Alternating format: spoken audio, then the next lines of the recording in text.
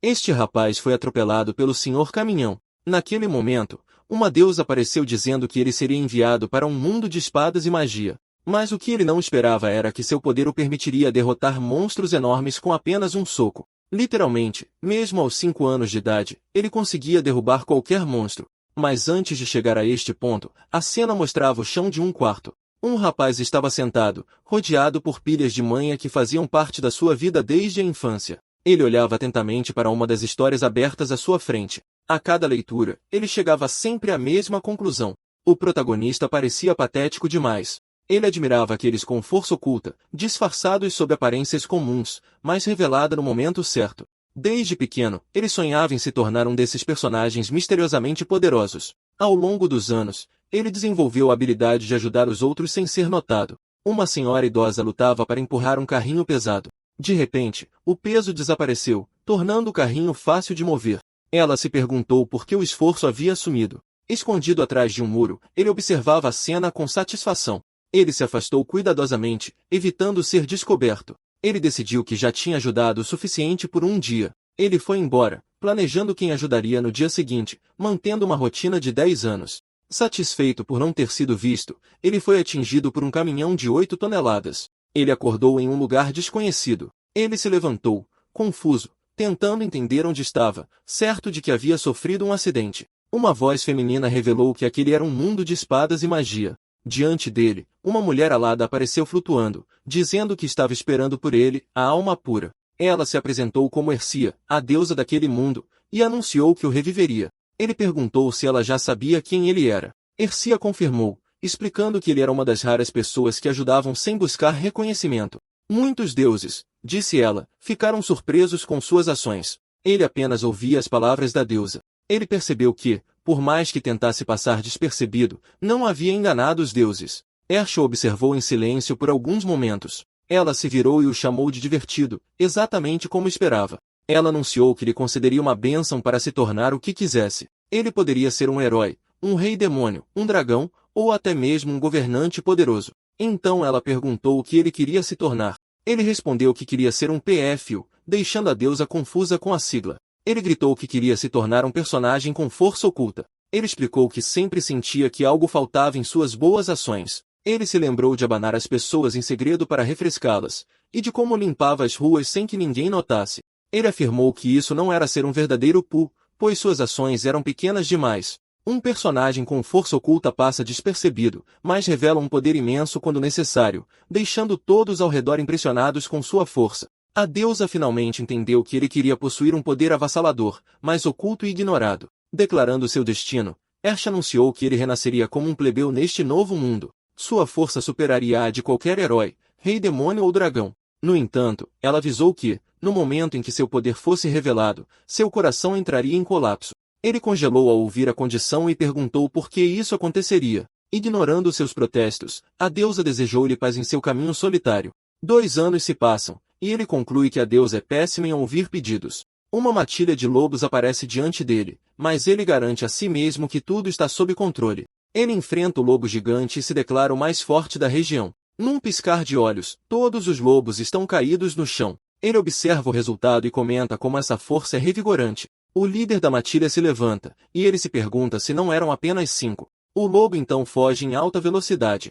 Ele observa a fuga, impressionado com sua rapidez. Enquanto observa, ele percebe que seu coração não é afetado se apenas monstros descobrirem sua força.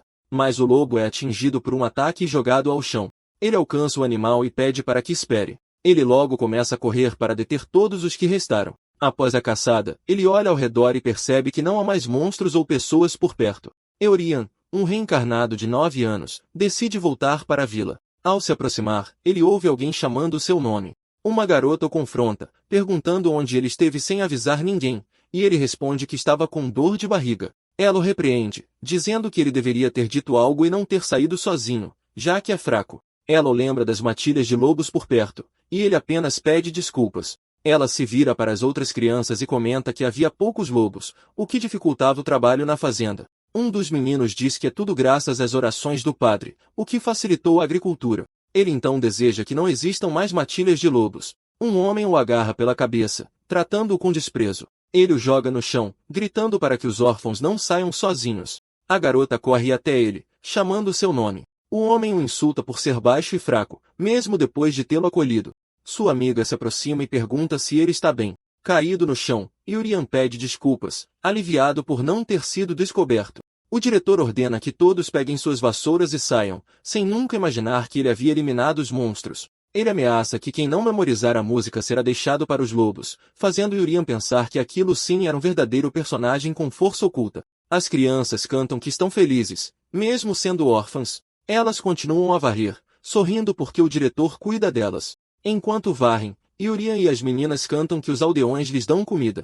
Os adultos observam as crianças e comentam o quanto querem retribuir seus esforços. Eles elogiam o diretor por ser gentil e por acolher órfãos sem teto. Uma mulher pede ao marido para pegar um frango para as crianças, deixando-as animadas. Mais tarde, uma refeição farta com frango e bebidas é servida à mesa.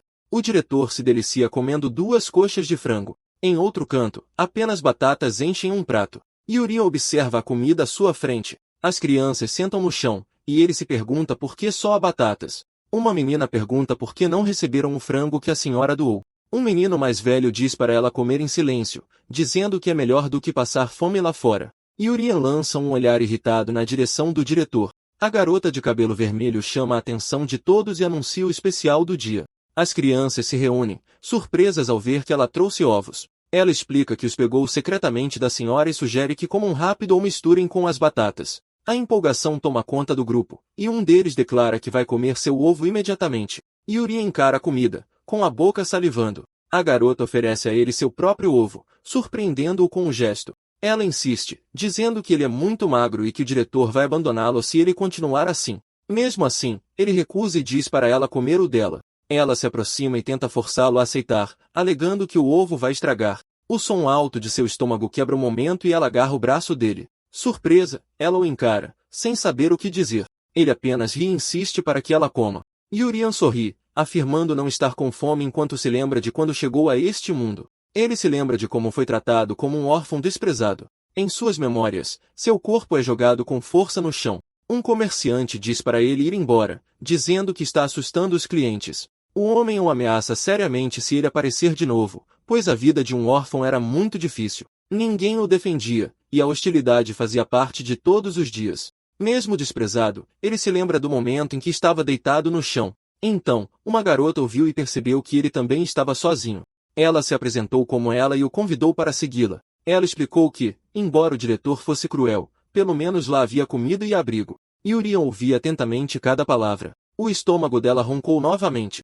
Segurando a mão dele, ela o levou ao diretor e pediu que o acolhesse. O homem o observou com desconfiança. Ela garantiu que, por ser um menino, ele seria um ótimo ajudante. Naquele instante, ele percebeu o quão gentil ela era. De volta ao presente, ele entrega o ovo para sua amiga. Ele coloca um pedaço na boca dela e sugere que eles vão para a academia de magia. Ele afirma que lá ela poderá estudar e comer o quanto quiser. As outras crianças ficam animadas e gritam que também querem ir. Ela abraça a todos e decide que irão juntos. O grupo comemora animadamente, sonhando com toda a comida deliciosa que terão. Yurian comenta que, em vez de trabalho duro, todos poderão estudar. Ele propõe que sobrevivam ali da melhor forma possível até o dia em que partirem. De repente, o diretor chama as crianças para fora, dizendo que tem ótimas notícias. Ele revela que ela foi adotada e pede a todos que a parabenizem. Yurian fica imóvel, sem saber o que dizer. Ela se desculpa por não poder ficar com eles até o fim. As crianças dizem que estão felizes, mas também com inveja dela. O diretor então anuncia mais boas notícias e chama por Eurion. Ele o parabeniza, dizendo que ele será o sacrifício para o deus lobo. Ela o interrompe, gritando que isso não fazia parte do acordo, pois ele havia prometido cuidar de Euron se ela fosse adotada. O homem se vira para o menino e pergunta se ele sabe por que as matilhas de lobos desapareceram. Euron diz que sim, mas o diretor diz que o que ele pensa está errado. Ele explica que os lobos não aparecem porque receberam oferendas regulares ao deus lobo. Ele afirma que Euron é baixo e fraco, incapaz de se tornar um bom trabalhador. Ele então declara que o sacrifício dele salvará a vila e todos deveriam parabenizá-lo. Ela grita o nome do diretor. Ela corre até ele e se oferece como sacrifício, implorando para que ele poupe Euron. Um punho voa em direção a ela. O homem para o golpe no último segundo, dizendo que a mercadoria não pode ser danificada. Desde aquele dia, ela nunca mais repetiu aquelas palavras. O diretor anuncia que não apenas Yurian, mas as outras crianças também serão sacrificadas. Depois disso, ele ordena que todos, exceto Yurian, peguem suas vassouras e saiam. Sozinho, o menino se pergunta o que deve fazer. Ele pensa em lidar secretamente com o Deus Lobo e depois partir em uma jornada oculta. Uma voz o chama de repente, e ele se vira. Ele reconhece a figura na porta. Ela parece chamando por ele. Yurian pergunta o que aconteceu, mas ela apenas questiona a coroa de flores no cabelo dele. Ela quer saber o que ele achou do novo corte de cabelo dela, feito para ficar igual ao dele. Ele a interrompe, dizendo que não há tempo para isso, e que precisam trocar de roupa rapidamente. Ela se prepara para trocar, afirmando que, como ele é magro, as roupas dela servirão bem nele. Confuso, ele pergunta o motivo da troca e o que ela quer dizer com isso. Ela revela sem hesitar que será o sacrifício no lugar dele. Yurian pergunta se ela realmente entende o que isso significa. Com um sorriso calmo, ela confirma que entende, pois seu irmão mais novo também foi sacrificado. Ele a encara, tentando processar a revelação dolorosa. Ela explica que, quando o conheceu, pensou que seu irmão tinha voltado à vida. Por serem tão parecidos, ela sempre quis cuidar dele de forma especial. Euron permanece em silêncio, ouvindo cada palavra. Ela então implora para que ele fuja para o mais longe possível, pois não suportaria ver seu irmão partir novamente. A ideia de fugir sozinho o deixa imóvel. Ele sugere que fujam juntos e pergunta por que ela insiste tanto em ser o sacrifício. Ela responde que seriam pegos facilmente, pois os adultos são muito rápidos. Ela afirma ter um plano e explica que o diretor ficará violento assim que vir o cabelo dela. Ela diz que, quando ele perde o controle, esquece do tempo, dando a Yuri uma chance de escapar. Ela toca a coroa de flores na cabeça dele. Então, ela a coloca em si mesma e pede que ele viva no lugar dela. Yuri entende que o local de adoção não é seguro e que ela prefere salvá-lo. Ele cerra o punho, percebendo que, mesmo com sua força avassaladora, não pode fazer nada. De repente, o diretor entra no quarto, segurando uma faca. Ele encara ela e pergunta o que aconteceu com o cabelo dela. A lâmina brilha firmemente entre seus dedos. Ambos o observam e ela tenta explicar. O homem a agarra pela cabeça, chamando-a de mercadoria valiosa. Ele reclama que o valor dela diminuirá assim, enquanto Eury observa, paralisado. Ele grita o nome dela e libera o poder contido dentro de si. Um brilho intenso preenche seus olhos, refletindo a energia ao seu redor. Ele leva a mão ao peito, sentindo seu coração reagir à liberação de sua força. Yurian sente seu coração bater violentamente, lembrando-se da maldição lançada pela deusa. As palavras dela ecoam em sua mente, avisando que, no momento em que seu poder fosse revelado, seu coração entraria em colapso. Enquanto isso, o diretor segurava ela com força. Seus olhos se fixam na tiara de flores em seu cabelo. Com um sorriso distorcido, ele pergunta se ela quer ter o mesmo fim que seu irmão mais novo. Então, com crueldade, ele decide revelar um segredo.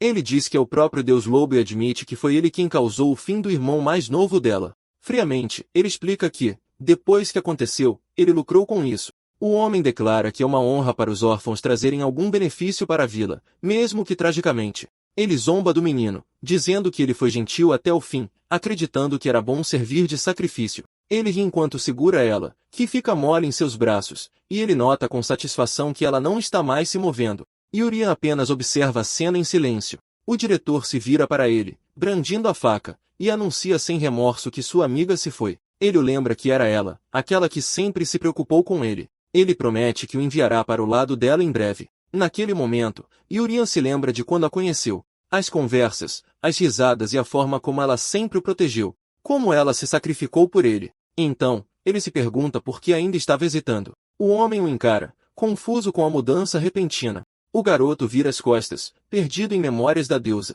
Ela havia perguntado por que ele ainda queria ser um personagem com poder oculto. Ela questionou se não seria mais simples ser um herói ou um rei demônio, e se no fundo ele só queria ser notado. Yurian respondeu que heróis e reis demônios usam seus poderes para humanos ou demônios. A deusa ouviu em silêncio, e ele declarou que não gostava dessa ideia. No presente, o garoto finalmente se decide. Ele quer usar sua força para proteger aqueles que ama. Com um único movimento, ele lança o ataque. O golpe atinge o diretor em cheio. A energia atravessa o prédio e se projeta em direção ao céu. O corpo de ela é arremessado pelo impacto. Yurian corre e a ampara em seus braços. Ele a chama em desespero. Ele pede desculpas por ter demorado enquanto ela tosse. Seus olhos se arregalam ao ver a gravidade da situação. Ele grita o nome dela mais uma vez, e ela responde com um murmúrio fraco. Yurian chama o nome de ela novamente. Então, ele canaliza energia em suas mãos e ativa uma habilidade de cura.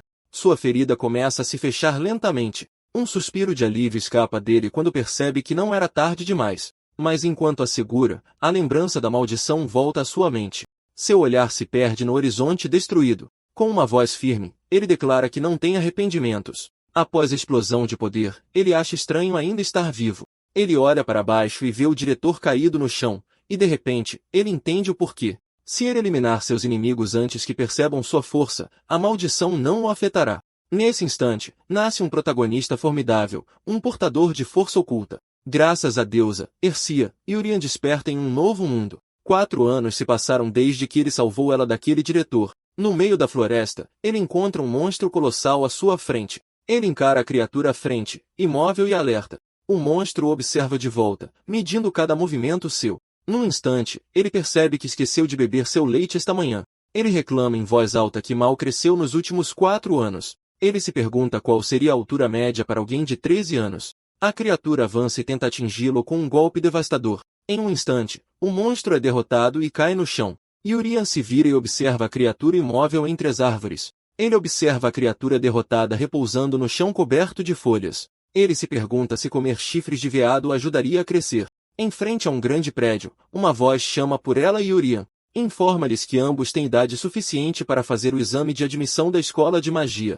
A freira que os acolheu, irmã Arlen, pergunta se eles se prepararam bem para o teste. As outras crianças desejam-lhes boa sorte, e ela diz que, graças a ela, eles estão prontos. A irmã comenta que deve haver um motivo para o senhor ter levado o diretor e poupado os dois. Ela lhes deseja uma bênção divina, e eles agradecem, prometendo que passarão de qualquer maneira. A escola de magia era o sonho nascido naquele velho orfanato.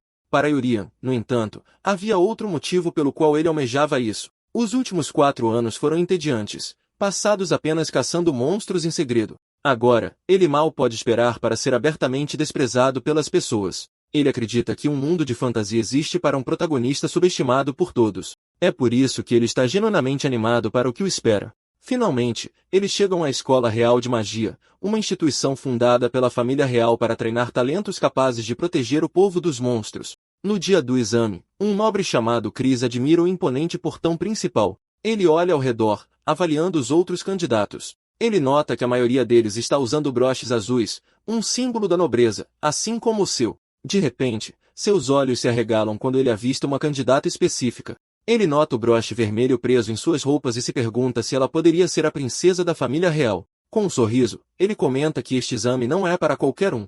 Seu olhar então se vira em outra direção, e ele questiona o que exatamente está vendo. Chris avista Yurian e ela se aproximando, notando que nenhum dos dois está usando um broche. Yurian começa a rir da cena que se desenrola diante deles. Chris se aproxima e pergunta como criaturas tão simples ousam sonhar em entrar na escola de magia. Outros nobres se juntam à provocação, e um deles questiona se os dois sequer sabem ler. Outro sugere que eles deveriam ao menos ser gratos pela oportunidade. A empolgação toma conta de Yurian, pois este é exatamente o tipo de situação que ele esperava vivenciar. Irritada, ela retruca para os nobres, tentando conter sua raiva. Ela logo se vira para ir embora, mas a voz de Yurian a chama de volta. Ela para e o aconselha a não ouvir o que eles estão dizendo. Ela explica que eles valorizam mais o status do que as pessoas, enquanto Chris observa com um sorriso satisfeito. Yurian corre apressadamente para alcançá-la, pedindo que ela espere. Nesse momento, uma voz anuncia o início do 29º exame de admissão da escola. O diretor Magis explica que o dever do aluno é proteger o povo com espadas e magia. Ele os informa que o exame testará suas habilidades fundamentais com a lâmina e seus poderes mágicos. Outros alunos sussurram sobre a presença de um plebeu, duvidando de sua capacidade de lutar. Um homem de olhos vendados se apresenta como Jear Hyun-bi, o instrutor do teste de esgrima. Ele instrui os candidatos a pegarem as espadas de treinamento à sua frente. Ele demonstra o exercício cortando o alvo atrás dele com uma única folha de papel. Os candidatos reagem com espanto à precisão e força demonstradas à distância. Jear Hyun-bi verifica a lista de nomes e chama a primeira candidata, Taeyun. Uma garota de cabelo branco atende ao chamado e se aproxima. O instrutor a posiciona e diz para ela começar quando se sentir pronta. Taeyun pergunta se será desclassificada se não conseguir cortar o alvo de uma só vez. Jear Hyun-bi responde que não, pois eles não têm expectativas quanto ao desempenho dos candidatos. Ele conclui dizendo que, como são apenas crianças, devem simplesmente fazer o que podem. Tae ataca o boneco de treinamento. O instrutor comenta que ela não conseguiu cortar nem a metade e chama o próximo nome. Chris dá um passo à frente e corta o alvo ao meio. Logo depois, Raquel também divide o boneco de treinamento em dois. Garyon B verifica a lista e chama por ela. Ela responde e se posiciona ao lado de Urian. O garoto a encoraja, dizendo que o requisito é cortar a metade e que ela consegue fazer isso facilmente. Ela agradece o incentivo com um breve sorriso. Ela assume sua posição diante do alvo e o instrutor sinaliza para que ela comece. Os nobres zombam dela, dizendo que é humilhante dividir o teste com plebeus. Ela respira fundo e concentra toda a sua força no golpe. Ela se lembra do momento, 4 anos atrás, em que não conseguiu proteger Urian. Seu olhar se fixa no alvo à sua frente. Com um único golpe, ela corta toda a parte superior do boneco de treinamento. O instrutor Garyon B observa cuidadosamente o resultado do corte de ela. Urian observa o desempenho dela com um sorriso sutil. Os candidatos reagem surpresos com o impacto do golpe. A multidão fica atônita, se perguntando como uma plebeia conseguiu ser a primeira a cortar o alvo completamente. Ela declara firmemente que agora será ela a proteger Urian, afirmando que ele ainda é fraco. Garyon B permanece em silêncio por alguns segundos, analisando o que aconteceu. Uma varinha mágica havia sido colocada no centro do alvo. Mesmo com toda a força, nenhum outro candidato teria conseguido atravessá-la. Para cortar o alvo, era preciso fortalecer a arma com magia. A garota fez isso inconscientemente, algo difícil até para um adulto. O instrutor reconhece seu talento e chama o próximo nome, Urian. Uma espada de treinamento está cravada no chão à sua frente. Urian a pega e se prepara para começar o teste. Garyon B o autoriza a começar quando estiver pronto. Ao balançar a lâmina, ele mal consegue arranhar a superfície do alvo. O instrutor e os candidatos observam o resultado em silêncio. Logo, risadas ecoam entre os nobres, dizendo que um plebeu fraco ainda é um plebeu. Urian apenas sorri, certo de que o próximo teste está prestes a começar.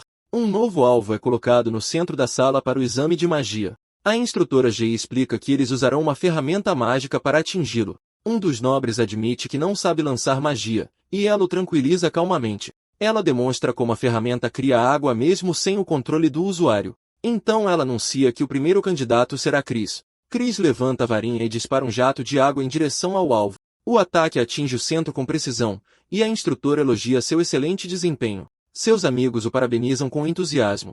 G pede que ele volte ao seu lugar e chama o próximo, Urian. Ele responde prontamente enquanto ela o encoraja com confiança. Aproximando-se, ele estende a mão para receber a varinha mágica. Ele pega o objeto que lhe é entregue com naturalidade. No instante em que a segura, a varinha se estilhaça entre seus dedos. Chris o repreende, dizendo que um plebeu não deveria nem mesmo estar diante de um nobre. Urian o encara em silêncio, sem demonstrar reação. Ela grita seu nome, e a instrutora avisa que brigas entre candidatos não serão toleradas. Ele a tranquiliza, dizendo que está tudo bem enquanto pega um dos pedaços. Ele segura o fragmento com um sorriso confiante. Ele agradece a Chris, afirmando que agora todos os olhos estão nele. Ele se prepara para fazer o teste com a varinha quebrada. Ele planeja falhar de propósito, visando o papel perfeito de um personagem com força oculta. Uma pequena quantidade de energia se acumula na ponta do fragmento.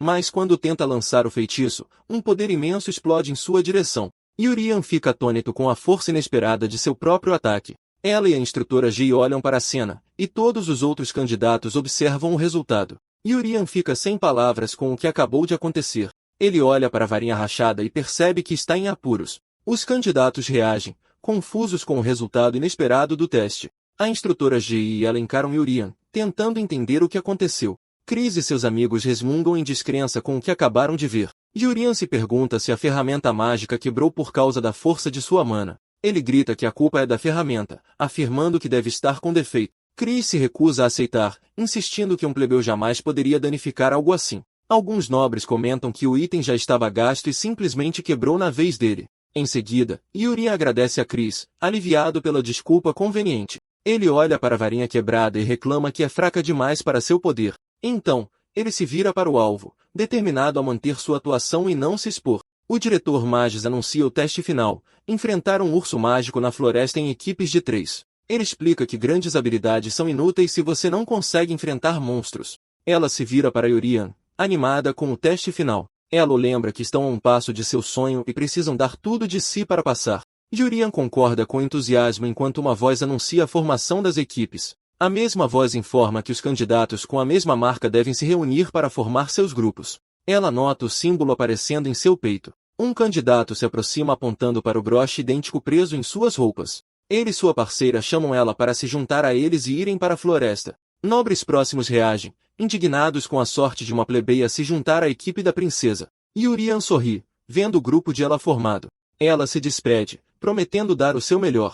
Ele acena de volta, desejando-lhe sorte. Ele logo percebe que ainda está parado com outros candidatos, mas nenhuma marca apareceu. Ele começa a se perguntar se ficou sem equipe, até que dois colegas se aproximam. A dupla se junta a ele, completando a equipe sem designação. Um deles se aproxima animadamente e confirma se está falando com Yurian. Ele se apresenta como Richelle e diz que o observou durante o teste, pedindo que se deem bem. A garota ao lado dele se apresenta como Tion. Yurian concorda, aliviado por finalmente ter uma equipe. Dois nobres observam o grupo se formar e trocam sorrisos maliciosos. Eles comentam que uma equipe com um plebeu e Richelle é a pior combinação possível. Eles zombam dele por ser sua quarta vez prestando o exame de admissão. Então, eles se viram para Tion e a chamam de nobre abandonada. Eles riem da equipe de desajustados que formaram. Yurian os encara, sem entender o motivo de suas provocações. Seus colegas de equipe acabam sendo um repetente e uma nobre abandonada. O grupo de nobres continua a rir da situação deles. Yurian apenas sorri e pergunta se eles não podem simplesmente passar no teste. Os dois o encaram, surpresos com sua calma. Richelle abre um sorriso. Ele se aproxima e diz que Yurian é exatamente como ele imaginou, afirmando que não estava errado sobre ele. Ele admira a confiança que o jovem demonstra na frente dos nobres, algo que ele gostaria de ter. Ele o encoraja a passar no teste de qualquer maneira, deixando-o sem palavras. Tion, no entanto, questiona se eles realmente podem passar. Yuri admite que não se saiu bem nos testes de magia e esgrima. Ele se lembra de seu desempenho desastroso em ambos. De repente, ele percebe algo. Ele falhou no teste de esgrima, e também falhou no teste de magia. Ele começa a se perguntar como ainda está na disputa depois de duas falhas. Ele se lembra das palavras de incentivo de ela. O pânico se instala quando ele pensa que não conseguirá se formar ao lado dela. Richelle o tranquiliza, garantindo que ainda há uma chance. Ele explica que, como já tentou 4 vezes, sabe que é possível falhar nos 2 primeiros testes. Ele revela que o exame do monstro vale mais pontos e que, se unirem forças, todos podem passar.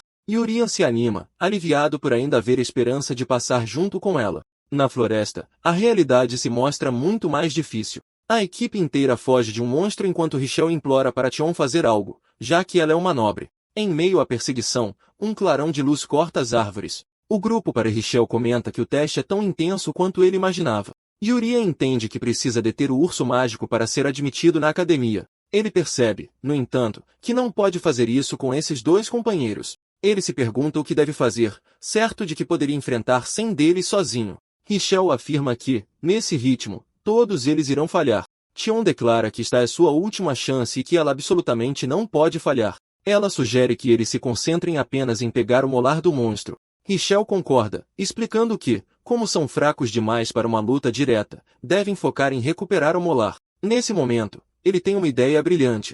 Yurian pergunta se isso é mesmo possível, mas Richelle garante que conhece um jeito. Ele observa que o urso mágico sempre mantém seus molares expostos. Ele afirma que, se seguirem suas instruções, podem pegar o molar sem derrotar a criatura. Ele se sente sortudo, pois os ursos são os monstros mais fáceis em todos os testes de caça. Ele entrega algo para Tion e diz para ela espalhar em seu corpo. Tion segura o objeto e pergunta o que é. Richelle revela que é uma essência de caça, explicando que o plano é enfurecer o monstro com o cheiro e então danificar seus molares. Tion fica sem palavras com a explicação. Ela tenta argumentar que parece arriscado demais. Richelle a tranquiliza, dizendo que vai funcionar de qualquer jeito enquanto quebra o objeto. Ele acrescenta que o monstro urso ignora tudo quando está comendo, o que só preocupa mais Tion.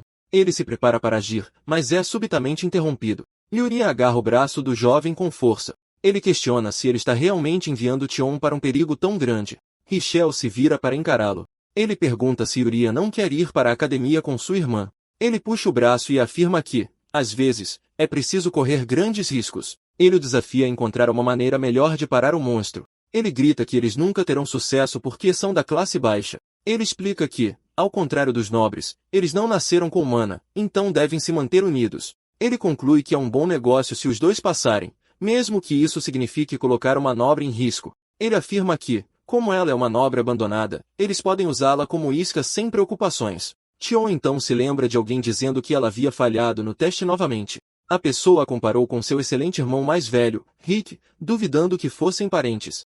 Perguntaram se Tion era a vergonha da família do conde. Yuri a interrompe, dizendo que não importa se ela foi abandonada ou ignorada. Ele declara que haverá um tempo para todos brilharem. Ele grita para que não decidam o valor de outra pessoa descuidadamente. Richao reage às suas palavras com irritação. Ele joga a essência de caça em Yurian e Tion. Ele grita que Yurian deveria enfrentar o monstro com ela. O urso avista os dois cobertos pela essência. A criatura avança em direção a eles. Tion encara o monstro que se aproxima. Yurian se vira para encarar a criatura e abre um leve sorriso. Tion solta um grito. Seu olhar se desvia para o lado. Yurian observa a cena. Tion decide que tem que derrotar o monstro por conta própria. A criatura se lança contra eles, com a boca bem aberta. Ela se prepara para o combate. Ela enfrenta o monstro à sua frente. A voz de uma mulher afirma que ela é uma desgraça para a família. Tion rende os dentes. Yurian conjura um escudo para bloquear o ataque da criatura. Ela grita que também é uma nobre. Ela lança um feitiço de espada no monstro. O golpe atinge a criatura em cheio. Tion abre um sorriso, mas o monstro permanece ileso. Ela percebe que nem sequer deixou um arranhão. Yurian comenta que o monstro é resistente, enquanto Tion implora para ele tirá-la dali. Ele a olha confuso. Ele pergunta se o ar está ficando frio e avisa que o pouso pode doer um pouco. Ele explica que só sabe como lançá-la ao ar, pois ainda não aprendeu a aterrissar algo em segurança. Com um sorriso, ele diz que ainda é melhor do que morrer. Então, ele a lança para cima. Ele declara que, mesmo que ela tenha sido descartada ou ignorada, sua hora de brilhar chegará. Enquanto voa, Tion agradece por ele lhe dar coragem. O monstro ataca, e ela espera que Yurian consiga ir para longe. O golpe vem rápido. Distância. Ela atinge o chão. Yurian a segura em seus braços e afirma que sua hora de brilhar já passou. Ele diz ao monstro que o cara de óculos fugiu para evitar a confusão. Ele conclui que, graças a isso, conseguiu salvar esta criança. Ele se vira para o monstro e diz, primeiro, que ataca a criatura, declarando que vai coletar os itens. O golpe atinge o urso mágico em cheio. Yurian se pergunta se deveria armar uma pegadinha para quando o cara de óculos voltar, perguntando para onde ele foi. Escondido, Richel observa a cena. Em um flashback, um estudante questiona outro grupo sobre o que estão fazendo. O grupo de plebeus encara os nobres. Chris, acompanhado pela princesa e ela, afirma que espadas e feitiços só devem ser erguidos contra monstros. Um plebeu chama uma garota do grupo, oferecendo ajuda para ela passar no exame. Chris pergunta como eles fariam isso, já que apenas o diretor tem o poder de aprovar ou reprovar um aluno. O jovem revela que planejam fazer os nobres falharem para que possam passar em seus lugares, mas é repreendido por revelar o plano. Chris percebe que a classe baixa se uniu, e o estudante grita que a culpa é dos nobres por quererem que todos falhem juntos. Ele repete o convite à garota e provoca o grupo, perguntando se eles realmente acham que podem vencê-lo com ela do lado deles. O líder dos plebeus responde que não serão eles que o derrotarão, enquanto seu companheiro o adverte para não revelar mais nada. Ignorando o aviso, ele grita que os monstros farão isso, pois estão usando o urso para eliminar os nobres. Chris afirma que entende a situação. Ele comenta que havia notado o aumento de participantes da classe baixa e conclui que esta deve ser a razão. A princesa deduz que eles sabiam que o urso se enfurece com o cheiro. Como um membro da família real, ela lamenta a situação. Ela declara que é vergonhoso para futuros protetores dos cidadãos usarem monstros para algo assim. Ela chama por Rick e ordena que ele capture todos vivos. Ela afirma que a família real investigará quem manipulou o teste e explorou as características do monstro para colocar seus colegas em perigo. Rick avança, com a espada na mão. Ele se prepara para atacar. Ele desfere um golpe contra os estudantes plebeus. O golpe atinge os jovens. Rick os encara. Um dos estudantes tenta falar. Então, ele grita para todos borrifarem. O líquido é lançado em direção a Rick. O líquido para no ar, flutuando ao redor dele. Um plebeu pergunta o que está acontecendo. Ele percebe que o sangue seca antes de atingir o alvo. A princesa estende a mão e ordena que todos se rendam. Ela declara que o plano deles falhou. Ela observa a cena e afirma que não há necessidade de ela agir. O líder dos plebeus encara o resultado. Ele grita que esta é a única chance deles e não haverá outra. Seu companheiro o adverte que, se forem pegos, tudo estará perdido. Mesmo assim, ele saca a espada e ordena que ninguém desista. Os outros estudantes se preparam para lutar. A princesa é atingida e se pergunta até onde eles irão. 4 monstros ursos emergem da floresta. Ela se vira para as criaturas. Ela nota que agora há 4 monstros. Ela se pergunta se crianças como eles têm alguma chance contra aquelas feras. Um plebeu grita que não serão pegos facilmente, mas Rick apenas sussurra a palavra vento. Ele usa magia para erguer uma barreira entre os estudantes e os monstros. Os garotos da classe baixa olham para cima. Ela os adverte para não se machucarem só porque o plano deles falhou. Rick afirma que eles também são cidadãos deste reino. O líder dos plebeus aparece amarrado a uma árvore. Rick se aproxima e comenta que agora se lembra que a irmã do cara estava no grupo. O estudante amarrado sorri e pergunta se é por isso. Ele então percebe que tanto o irmão quanto a irmã estavam lá. Ele grita que seus irmãos mais novos não estão mais aqui e eram inúteis em comparação com os dois. Ele continua dizendo que os ursos já devem ter atacado. Com sorte, talvez um deles ainda esteja lutando. A princesa ordena que Rick vá atrás deles imediatamente, pois ainda pode haver um rastro. Ela tenta segui-lo, mas a princesa a impede e diz para ela ficar. Ela se vira para ela e pergunta por quê.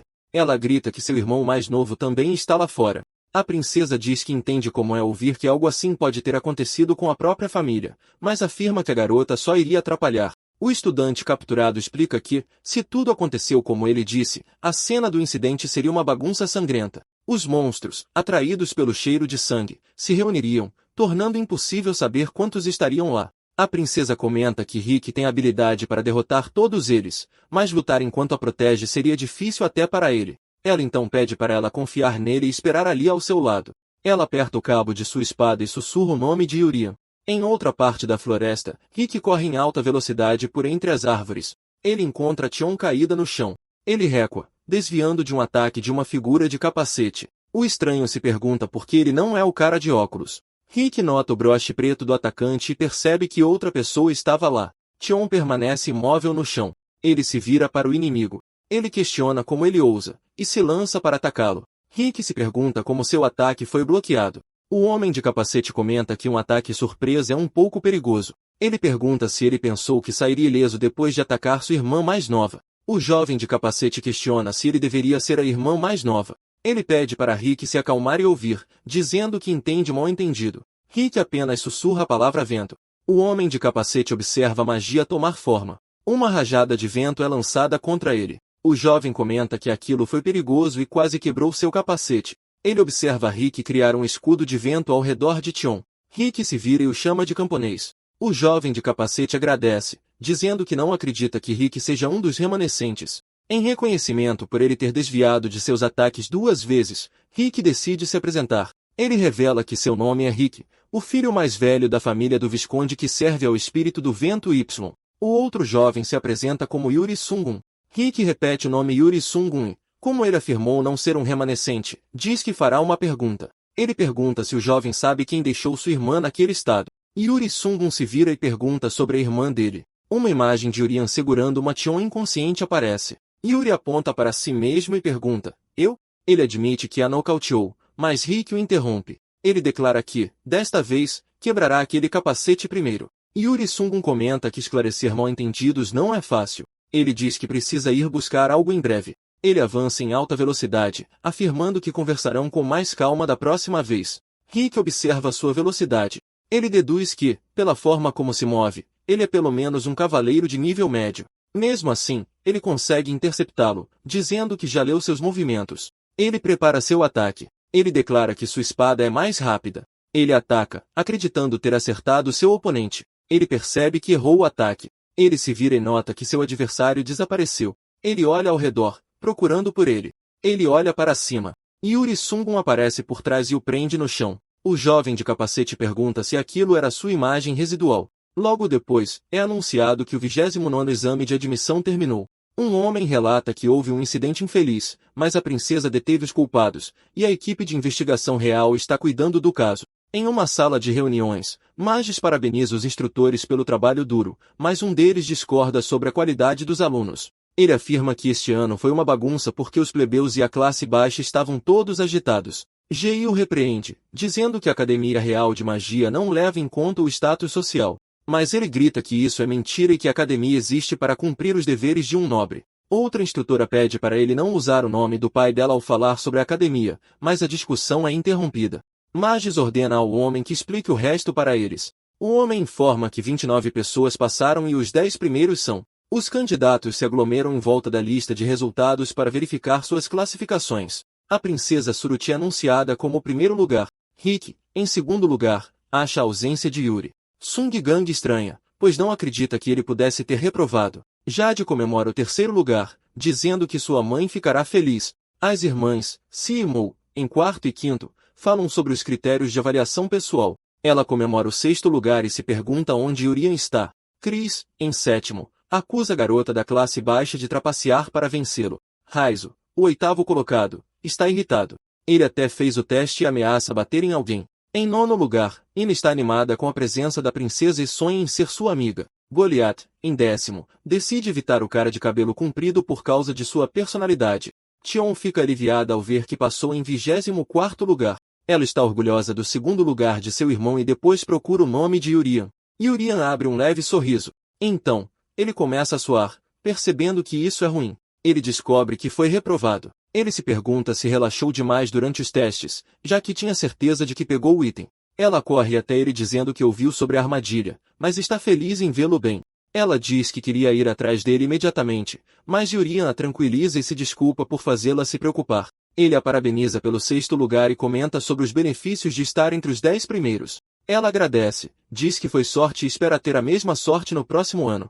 Yurian fica confuso e repete as palavras dela. Ano que vem? Ela anuncia que não vai se matricular e sugere que entrem juntos no próximo ano. Ele a lembra que o objetivo deles era frequentar a academia juntos. Chris aparece rindo e diz que é ótimo, eles podem ser reprovados juntos. Ele continua rindo. Ela e Yurian o encaram. O cara com cabelo loiro avermelhado os observa. Logo depois, ele começa a gargalhar novamente. Yurian se pergunta se deveria dar um soco nele.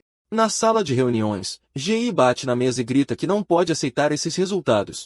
Magis então comenta que acha que os resultados foram como esperado, mas ela esclarece que não está falando dos 10 primeiros, mas do fato de o candidato Yurian não ter passado. O assistente explica que, embora Yurian seja irmão de ela e tenha trazido o item, parece que ele não o conseguiu sozinho. Garion então acrescenta que, em comparação com sua irmã, sua esgrima é fraca. Ji insiste, afirmando que o candidato Yurian possui um talento imenso. Chris continua rindo do fracasso de Yurian. Ele começa a dançar enquanto grita que ele foi reprovado. A provocação continua com mais passos de dança. Yurian apenas o encara com um sorriso. De repente, um assistente corre para o salão e anuncia uma declaração de emergência. Ele os informa que mais um candidato será admitido, além dos outros 29 alunos. O nome do aluno aceito na especialização de magia é Yurian. Os outros candidatos reagem em choque à admissão especial de um plebeu.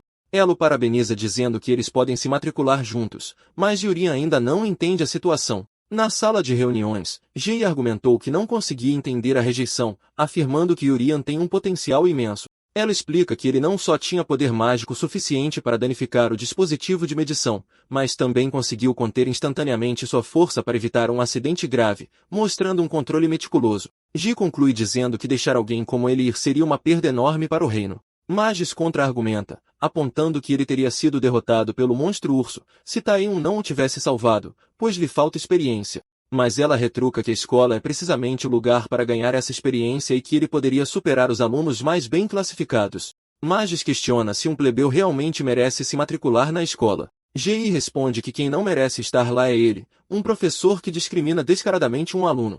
Magis então afirma que a escola de magia existe para treinar guerreiros talentosos e que o status não importa. Ele acrescenta que confia na professora Ji, uma das poucas magas heroicas do país. Considerando quanto ela elogia o aluno, seria tolice desperdiçar o talento dele. Usando sua autoridade como diretor, ele aceita Yurian como aluno de admissão especial no curso de magia. Mas ele impõe uma condição. Se Yurian não produzir os resultados esperados, ele será imediatamente expulso. De volta ao salão, Yurian murmura o nome Yuri Sungun.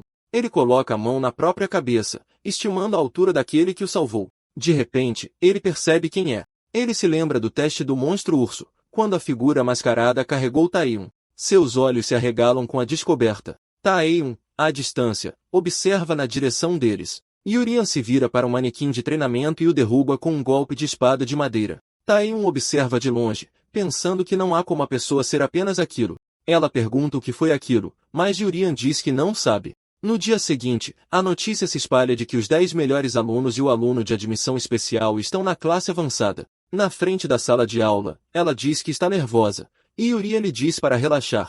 Quando abrem a porta, encontram um grande anfiteatro já cheio de alunos. A primeira aluna do ranking, Princesa Saruti, está sentada ao lado do segundo, Rick. Enquanto isso, Cia, a quarta do ranking, mostra algo para Mo, a quinta, Jade, o terceiro, parece surpreso, e Ina, a nona, admira a princesa de longe. Ela, a sexta do ranking, pergunta onde devem se sentar, enquanto Yurian sente como se estivesse de volta ao ensino fundamental. Ele se pergunta como é a educação em um mundo de magia, supondo que seja menos desenvolvida do que em sua vida passada. De repente, Raizo, o oitavo do ranking, aparece atrás deles e ordena que saiam do caminho. Ela concorda e se afasta enquanto Yurian se pergunta se ele é o valentão da escola. Chris se levanta e chama Raizo, que se vira para encará-lo. O sétimo aluno do ranking pergunta se ele acabou de chegar. Raizo simplesmente responde, e daí? Chris o repreende, questionando como ele pôde chegar depois do plebeu, quando deveria estar dando o exemplo. Raizo repete agressivamente, e daí? Chris se curva e o informa que ele está em sétimo lugar, enquanto Raizo está em oitavo. Com um sorriso, ele lhe diz para não se atrasar a partir de agora. Raizo o encara em silêncio. Ele pergunta se Chris está insinuando que é mais forte apenas por causa de uma pequena diferença no ranking. Ele se aproxima e afirma que um teste como aquele não é suficiente para julgá-lo. Antes de perguntar se ele o está desafiando, ela sussurra que eles estão brigando, mas Yurian a convida para se sentar nos lugares vazios. Goliath comenta sobre a briga, e Ina apenas os observa. Jade assiste a cena da primeira fila. Ao se sentar, ela comenta que nunca se sentou em uma cadeira tão macia, e Yurian concorda. Jade se vira e se apresenta. Ela também diz seu nome, mas ele responde que não precisam de formalidades na mesma classe. Ele diz a Yurian que é incrível um plebeu entrar na classe avançada e que é uma honra estar com ele. Ele propõe que deixem o status de lado e sejam amigos, e Yurian aceita. Ele pergunta se ele é Yurian, o irmão mais novo de ela, e o garoto confirma, esclarecendo que não são irmãos biológicos. A informação surpreende Jade. Ele elogia a excelente esgrima de ela, afirmando que ela é um modelo perfeito e merece estar na classe avançada. Ele diz que está ansioso para ver do que Yurian é capaz e espera que ele prove seu valor. Yurian o olha com um sorriso sutil. De repente, uma discussão começa entre outros alunos na sala. O sino da escola toca, marcando o fim das atividades. Enquanto caminham pelo pátio, ela comenta que não havia muito o que fazer no primeiro dia. Ela diz que as aulas de verdade começarão amanhã. Ela se vira para Yurian e diz que finalmente estão na escola de magia. Ela sugere que se divirtam até que seus outros irmãos cheguem, e ele concorda. De longe, dois veteranos os observam, surpresos por eles serem realmente plebeus. Um deles comenta que os padrões da escola caíram a ponto de permitir plebeus na classe avançada, algo impensável em sua época. Yurian percebe que os dois rapazes são alunos do segundo ano. Eles se aproximam e exigem ser cumprimentados adequadamente. Yurian e ela os cumprimentam respeitosamente. O mais forte então ordena que tirem seus uniformes. Ele alega que é inaceitável um plebeu usar o mesmo uniforme que um nobre, deixando ela confusa com a exigência. O veterano agarra Yurian pelo colete e diz para ele obedecer. Ele encara o garoto com fúria. Então, ele remove à força o colete de Yurian, mas mal consegue segurá-lo, reclamando que é muito pesado. Yurian apenas sorri e o chama de veterano. O veterano olha para trás e percebe que o garoto já se afastou. De repente, Jade aparece e declara que a escola não é lugar para discriminação de status. Enquanto ela coloca o colete sobre a cabeça de Yurian, ele comenta que a situação é divertida. Jade dá um passo à frente dizendo que as ações do veterano desonram a escola. O outro veterano repreende pela forma como está se dirigindo a um superior. Ela reage e atinge o veterano mais forte. Ele grita que ela deveria respeitar seus mais velhos. Jade chama o nome dela. Então ela começa a cair lentamente. Yurian assiste a cena, paralisado. Encarando o agressor, seus olhos se enchem de raiva. Sentada na sala do diretor, Ivon, a heroína residente, espera em silêncio. Magis agradece por ela ter assumido a classe avançada, mas ela retruca que só aceitou porque não tinha nada melhor para fazer. Com sua franqueza habitual, ela comenta que ele deveria se animar um pouco. Magis ressalta que a turma deste ano será uma das mais significativas da história da escola. Curiosa, Ivon pergunta o que ele quer dizer e se está falando dos irmãos. Confirmando, Magis lembra que, apesar da oposição dos nobres, eles foram admitidos como alunos especiais na classe avançada. Ele continua, afirmando que entende a admissão da irmã, que instintivamente infundiu mana em sua espada apesar de ser uma plebeia. Ivon concorda que ela é incrível e teria uma vaga garantida se tivesse nascido nobre. Mas ela ressalta que o mesmo não pode ser dito de seu irmão. Magis lembra da insistência de Gei sobre o grande talento do garoto, que, ao contrário de sua irmã, não provou nada. Ivon conclui que, mesmo assim, ele recebeu o título especial por causa da importância que Magis mencionou. Magis pergunta se ela acha que o sistema atual da escola está funcionando como deveria. Ele explica que o lugar deveria nutrir talentos independentemente do status, mas se tornou um trampolim para nobres, condenando o reino ao fracasso.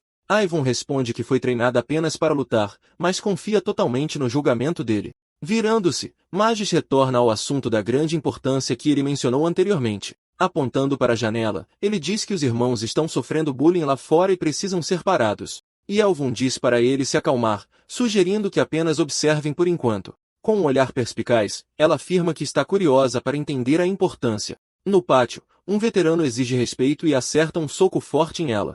Jade grita o nome da garota. Ela desmaia com o impacto do golpe. Yuri assiste a toda a cena com um olhar fixo. Jade assume uma postura de combate e ordena que Yurian leve ela para a enfermaria. Ele jura arrastar os agressores para a Secretaria de Assuntos Estudantis. Um veterano objeta, lembrando de que eles são do 2º ano. O agressor de repente percebe um botão em sua mão, sem entender como Yurian escapou. Ele percebe que nem sequer afrouxou o aperto, mas Yurian já está segurando ela em seus braços. Com o coração acelerado, Yurian revive o momento em que o veterano atingiu sua irmã. Ele também se lembra do punho infundido do homem que a atacou com força total. Com ela segura em seus braços, ele enfrenta o veterano sem hesitação. Jade agarra o pulso do agressor, que entra em pânico e tenta se soltar. Surpreso com a força de alguém menor, o agressor luta para se soltar, mas Jade também tem dificuldade em segurá-lo. Rangendo os dentes, o veterano tenta resistir. Ele grita para Nigel usar magia. Nigel saca sua varinha para restaurar a dignidade do veterano, mas Jade lhe diz para esperar. Levando uma bronca de Yurian por usar magia dentro da escola, o garoto é instruído a recuar. Jade fica atordoado ao vê-lo ainda ali enquanto Yurian ativa uma habilidade para curar ela. Garantindo a ele que já cuidou dela, ele avisa que cuidará do resto. Paralisado, Jade fica com a varinha na mão. Da janela, Magis e Ivan observam tudo em silêncio. Ela acorda e Yurian pergunta se ela está bem, dizendo para ela não se esforçar. Levantando-se, ele anuncia que lhes mostrará o primeiro método que criou para esconder seu poder. Uma confusão repentina toma conta de Yurian. Ele vê Jade e os dois veteranos dançando juntos. Dirigindo-se ao diretor, Ivan quebra o silêncio. Ela questiona se ele tornou Yurian um aluno especial já sabendo de suas habilidades. No pátio, ela pergunta a Yurian o que está acontecendo. Jade se aproxima, querendo saber como ela pôde se recuperar completamente.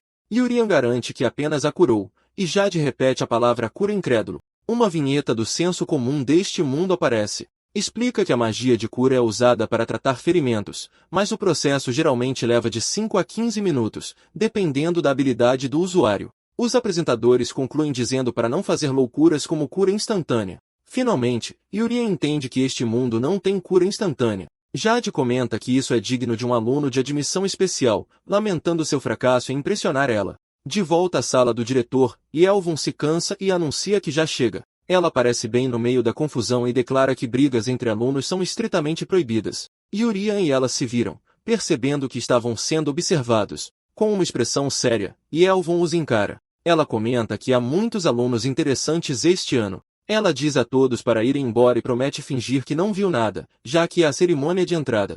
O veterano pede desculpas, agradece e ainda jura se vingar do calouro. Mais tarde no dormitório, Yurian fica animado ao descobrir que terá um quarto privado e uma cama. Ele diz a ela que o dormitório é incrível e começa a rir. Sua risada continua e ela chama seu nome. Soando surpresa, ela admite que não sabia que ele era talentoso o suficiente para uma cura instantânea completa. Sem perceber que era um feito tão incrível, Yuri admite que também não tinha ideia. Ela afirma que com o talento dele, ele será recrutado para um lugar extraordinário após a formatura, e ela sente que eles acabarão se afastando. Chamando o nome dela, ele tenta chamar sua atenção. Seu olhar firme encontra o dela. Ela declara que não pretende perder para ele. Afinal, ela estará ao seu lado e também faz parte da classe avançada. Ela sugere que eles se apoiem até o fim, e Euron concorda com a cabeça. No dia seguinte, uma professora cumprimenta a turma e se apresenta como a responsável pela classe avançada. Ivan anuncia que espera se dar bem com todos. Ina e Goliath reagem com surpresa, percebendo que a heroína residente será a professora da classe avançada. Sussurrando, ela diz que a pessoa de ontem é a professora deles, enquanto Yurian pergunta o que significa heroína residente. Ivan pergunta se eles estão gostando dos quartos privados exclusivos da classe avançada. Ela explica que alunos comuns sem mérito não recebem tais privilégios. A professora acrescenta que comida, uniformes e instalações fazem parte dos benefícios de estar ali. Se eles permanecerem na classe avançada até a formatura, viverão sendo invejados pelos outros. Mas ela avisa que o sistema escolar inclui rebaixamento. E Ivan esclarece que, mesmo que tenham entrado pelo teste, notas baixas resultarão em serem rebaixados para a classe comum. Ela então revela que o número de alunos que se formaram na classe avançada no ano passado foi 0.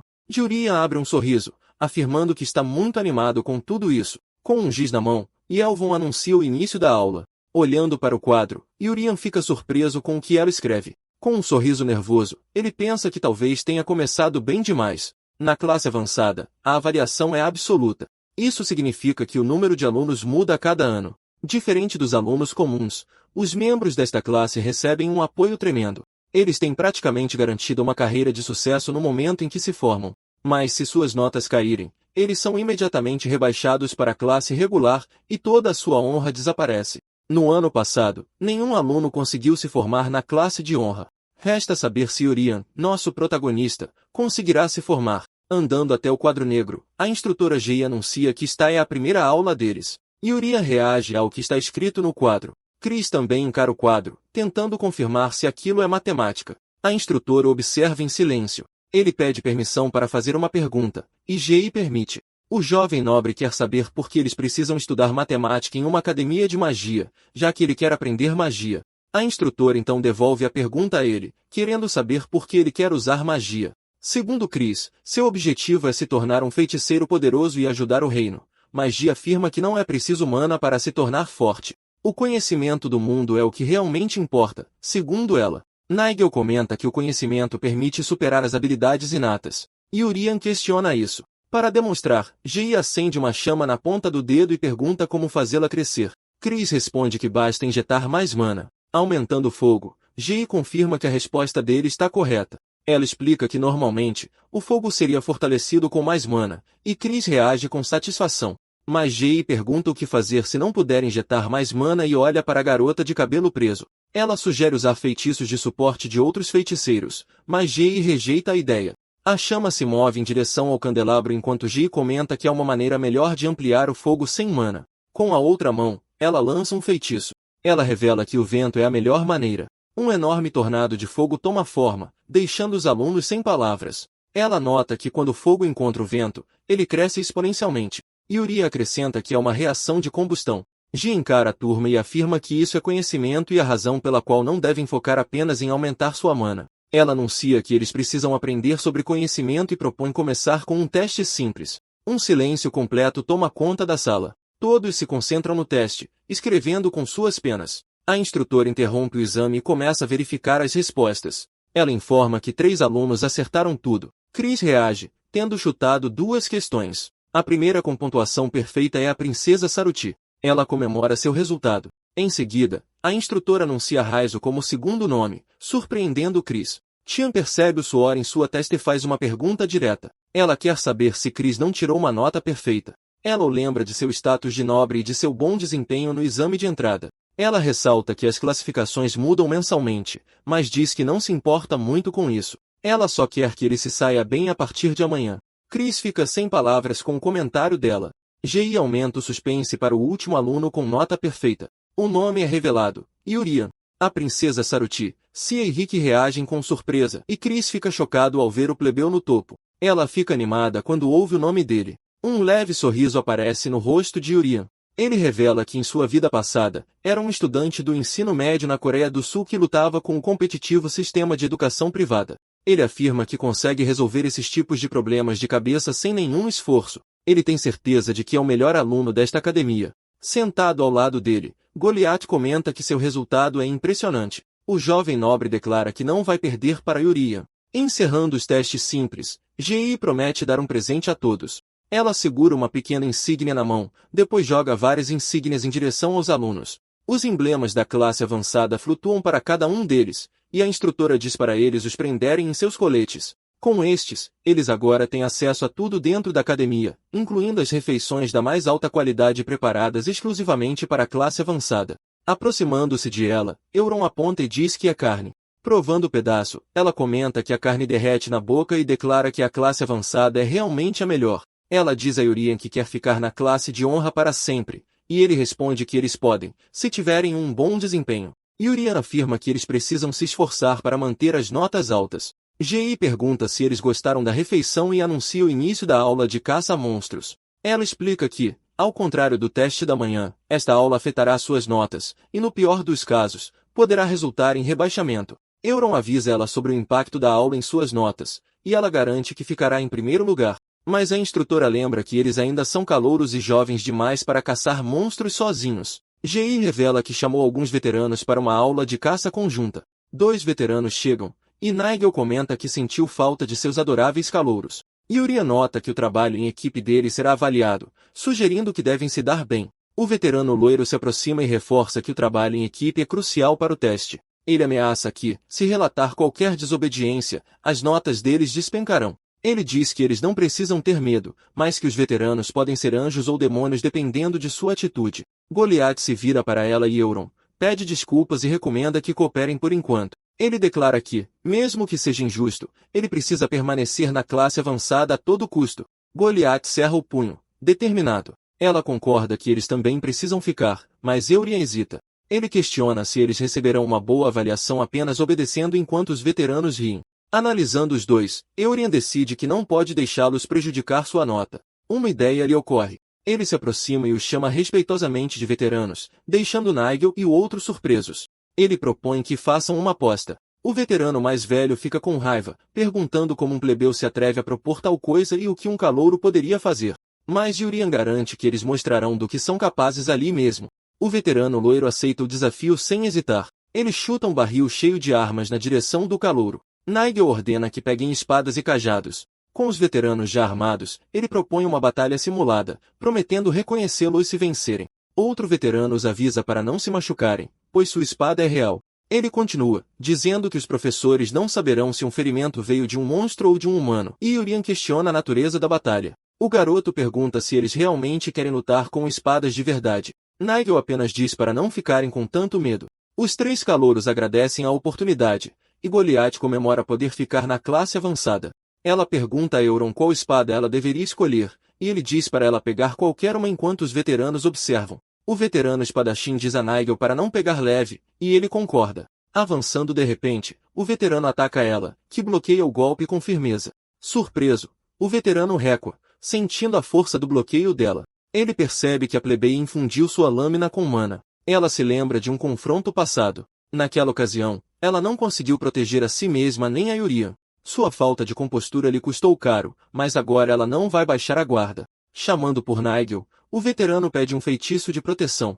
Nigel conjura uma armadura mágica ao redor de seu companheiro. Goliath avança. Ele corre direto para Nigel, que está preparando um feitiço poderoso. Uma energia intensa se manifesta na mão de Goliath. O cajado de Nigel é arrancado de sua mão. Confuso, ele se pergunta o que aconteceu com seu cajado. Goliath agora empunha uma espada sombria. Ele afirma que eliminar o feiticeiro primeiro é a regra básica. O veterano espadachim se prepara para agir. Ele avança contra Yurian dizendo que eles também derrotarão o feiticeiro do lado deles, mas ela garante que isso não acontecerá. O homem continua seu avanço em direção ao garoto. Yurian permanece imóvel, aguardando o ataque. Um leve sorriso aparece em seu rosto.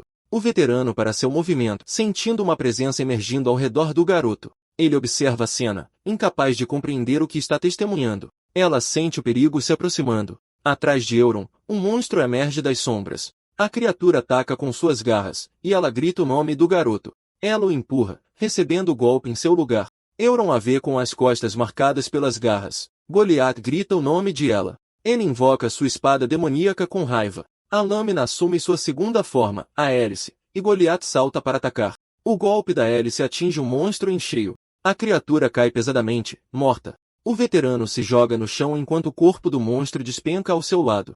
Ele percebe que a criatura foi derrotada com um só golpe, mas lembra que a garota foi ferida. Eurian pergunta a ela se ela está bem, e ela responde que não sente dor enquanto suas feridas se fecham. O veterano fica chocado ao ver a cura instantânea e completa. Observando os 3 calouros interagirem, ele se pergunta se está realmente a classe avançada. A frustração toma conta do veterano. Ele então os informa que os calouros passaram e que não fará um relatório negativo. Mesmo assim, ele se recusa a reconhecer Yurian. Nigel comenta que o físico de Goliath é impressionante, mas atribui o feito a um simples feitiço de proteção. Os 2 veteranos gritam para eles não ficarem arrogantes, alegando que não conseguiriam fazer nada sozinhos. Euron admite que o argumento deles faz sentido. A aula deveria originalmente acontecer em uma cabana na floresta. Sentada em uma sala, a instrutora G revela que não era para ser uma aula conjunta. Um instrutor menciona que a atividade mudou de repente, e seu colega explica que, como é a primeira vez de GI, ela pode não saber que isso acontece às vezes. Gia questiona se eles realmente podem agir assim durante a aula. O instrutor pede que ela confie nos excelentes alunos do segundo ano, dizendo que até os professores precisam de uma pausa. Uma simples aula teórica acabou se tornando uma caça a monstros. Os dois instrutores tentam esconder o constrangimento enquanto gerenciam a situação. Gia pergunta se seus alunos não vão se dar mal, já que os melhores do segundo ano estão lá. O instrutor garante que não, e ele e seu colega riem da situação, mas a intenção por trás de suas ações era óbvia. Ela reflete sobre o que deveria fazer com eles por provocarem seus primeiros alunos. Ela não tem certeza se deve elogiar a coragem deles ou agir de outra forma. Uma pressão crescente enche a sala, deixando os dois instrutores tensos.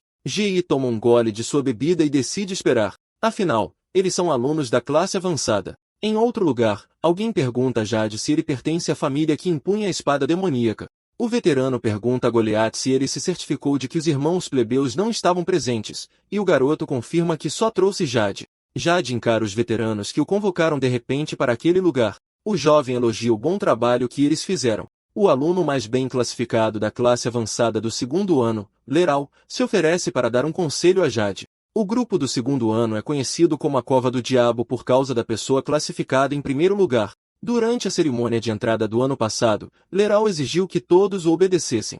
Alguns nobres ousaram questioná-lo, mas havia 10 alunos na classe avançada do ano anterior. Isso durou até ele derrotar os outros 9 em um confronto decisivo. Os 3 que se renderam permaneceram na classe avançada, enquanto os 6 que resistiram foram removidos. Atualmente, apenas 4 alunos permanecem na classe avançada do segundo ano, e uma hierarquia rígida reina entre eles. Goliath se pergunta por que todos da classe avançada do segundo ano estão reunidos ali. Leral diz a Jade que ouviu histórias sobre sua família antes de vir. Ele comenta sobre a linhagem decadente da espada demoníaca, afirmando que o garoto carrega uma grande missão em mãos tão pequenas. Ele o lembra que, se não se formar na classe avançada, sua família entrará em colapso. Em uma memória, o pai de Jade pergunta o que é uma ferramenta mágica. Ele mostra irritação ao ver pessoas incapazes de empunhar espadas demoníacas usando espadas de mana como se fossem comuns. Ele explica ao filho que, com a popularização das ferramentas mágicas no reino, sua família, os guardiões das espadas demoníacas, começou a declinar. Sentado à mesa, o pai chama seu filho com uma voz firme. Na memória, o homem estende a mão em sua direção. Ele diz que deve se formar na classe avançada, custe o que custar, para provar que a linhagem da espada demoníaca ainda vive. Ele avisa que, se falhar, sua mãe, seus irmãos e ele enfrentarão a ruína completa. De volta ao presente, Leral afirma que permitirá que Jade se forme na classe avançada. O garoto encara, questionando a oferta. Leral revela que a turma está sendo observada por pessoas tão poderosas que seria impossível medir sua força. Ele explica que eles receberam uma missão e que, se a completarem, sua formatura na classe avançada será garantida. Jade fica chocado ao perceber que, para essas pessoas, a formatura é algo insignificante. Leral confirma isso e ordena que ele vá até os irmãos plebeus e faça o que lhe for mandado. Ele afirma que, em comparação a se formar na classe avançada, isso é muito mais simples. Ele acrescenta que está ajudando porque a família de Jade está enfrentando tempos difíceis, e está à sua chance de ser um filho de verdade. De volta ao grupo, ela pergunta se ele está bem e se teve algum problema. Yuria menciona que eles estavam preocupados porque ele demorou muito, e ela pergunta onde estão os veteranos. Jade teme que eles contem aos professores sobre a falha no trabalho em equipe e uma energia se forma em sua mão. Yuria percebe a mudança nos olhos de Jade. Ele grita por ela ao ver o garoto erguer a espada sombria atrás dela. Uma energia escura dispara da lâmina e envolve os dois irmãos. Yuria comenta que isso é uma piada cruel demais. Goliath observa e os avisa para terem cuidado com Jade. Ele explica que uma energia de alta voltagem está passando entre as espadas e que será difícil se curar se forem atingidos. Yurian pergunta se ele fez tudo aquilo com a espada demoníaca e o chama de habilidoso. Jade pede desculpas e pede que fiquem assim por enquanto. Ele revela que o veterano lhe disse que apenas ele poderia monopolizar os pontos.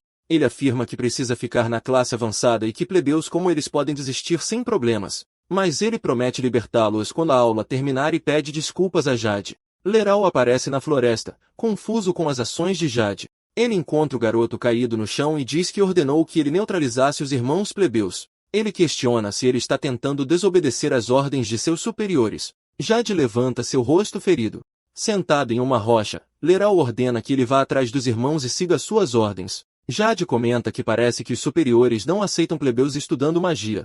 Leral revela que a missão que receberam é remover os alunos plebeus da classe. Para fazer isso, os outros professores foram reunidos em um único local. Ele afirma que a missão deve ser concluída. Ele o lembra de não decepcionar os superiores e diz que está à sua chance de salvar sua família e ser um bom filho. Leral encara o garoto, ferido no chão. Ele diz que não entende suas ações e o lembra que ele precisa se formar na classe avançada. Ele pergunta por que ele faria tanto por um casal de pobres plebeus, mas Jade o corrige. Ele afirma que eles são ela e Eurion.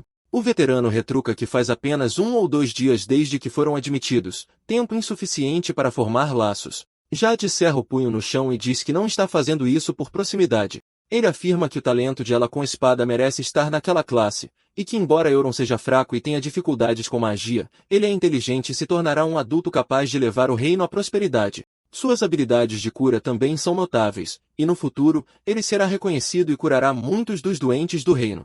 Jade declara que ambos têm um futuro, e que trarão uma luz mais brilhante do que qualquer nobre que julga apenas pelo status. Leral repete as palavras um futuro mais brilhante e admite que talvez ele esteja certo. Ele se aproxima de Jade e afirma que nada resta para sua família além de desespero.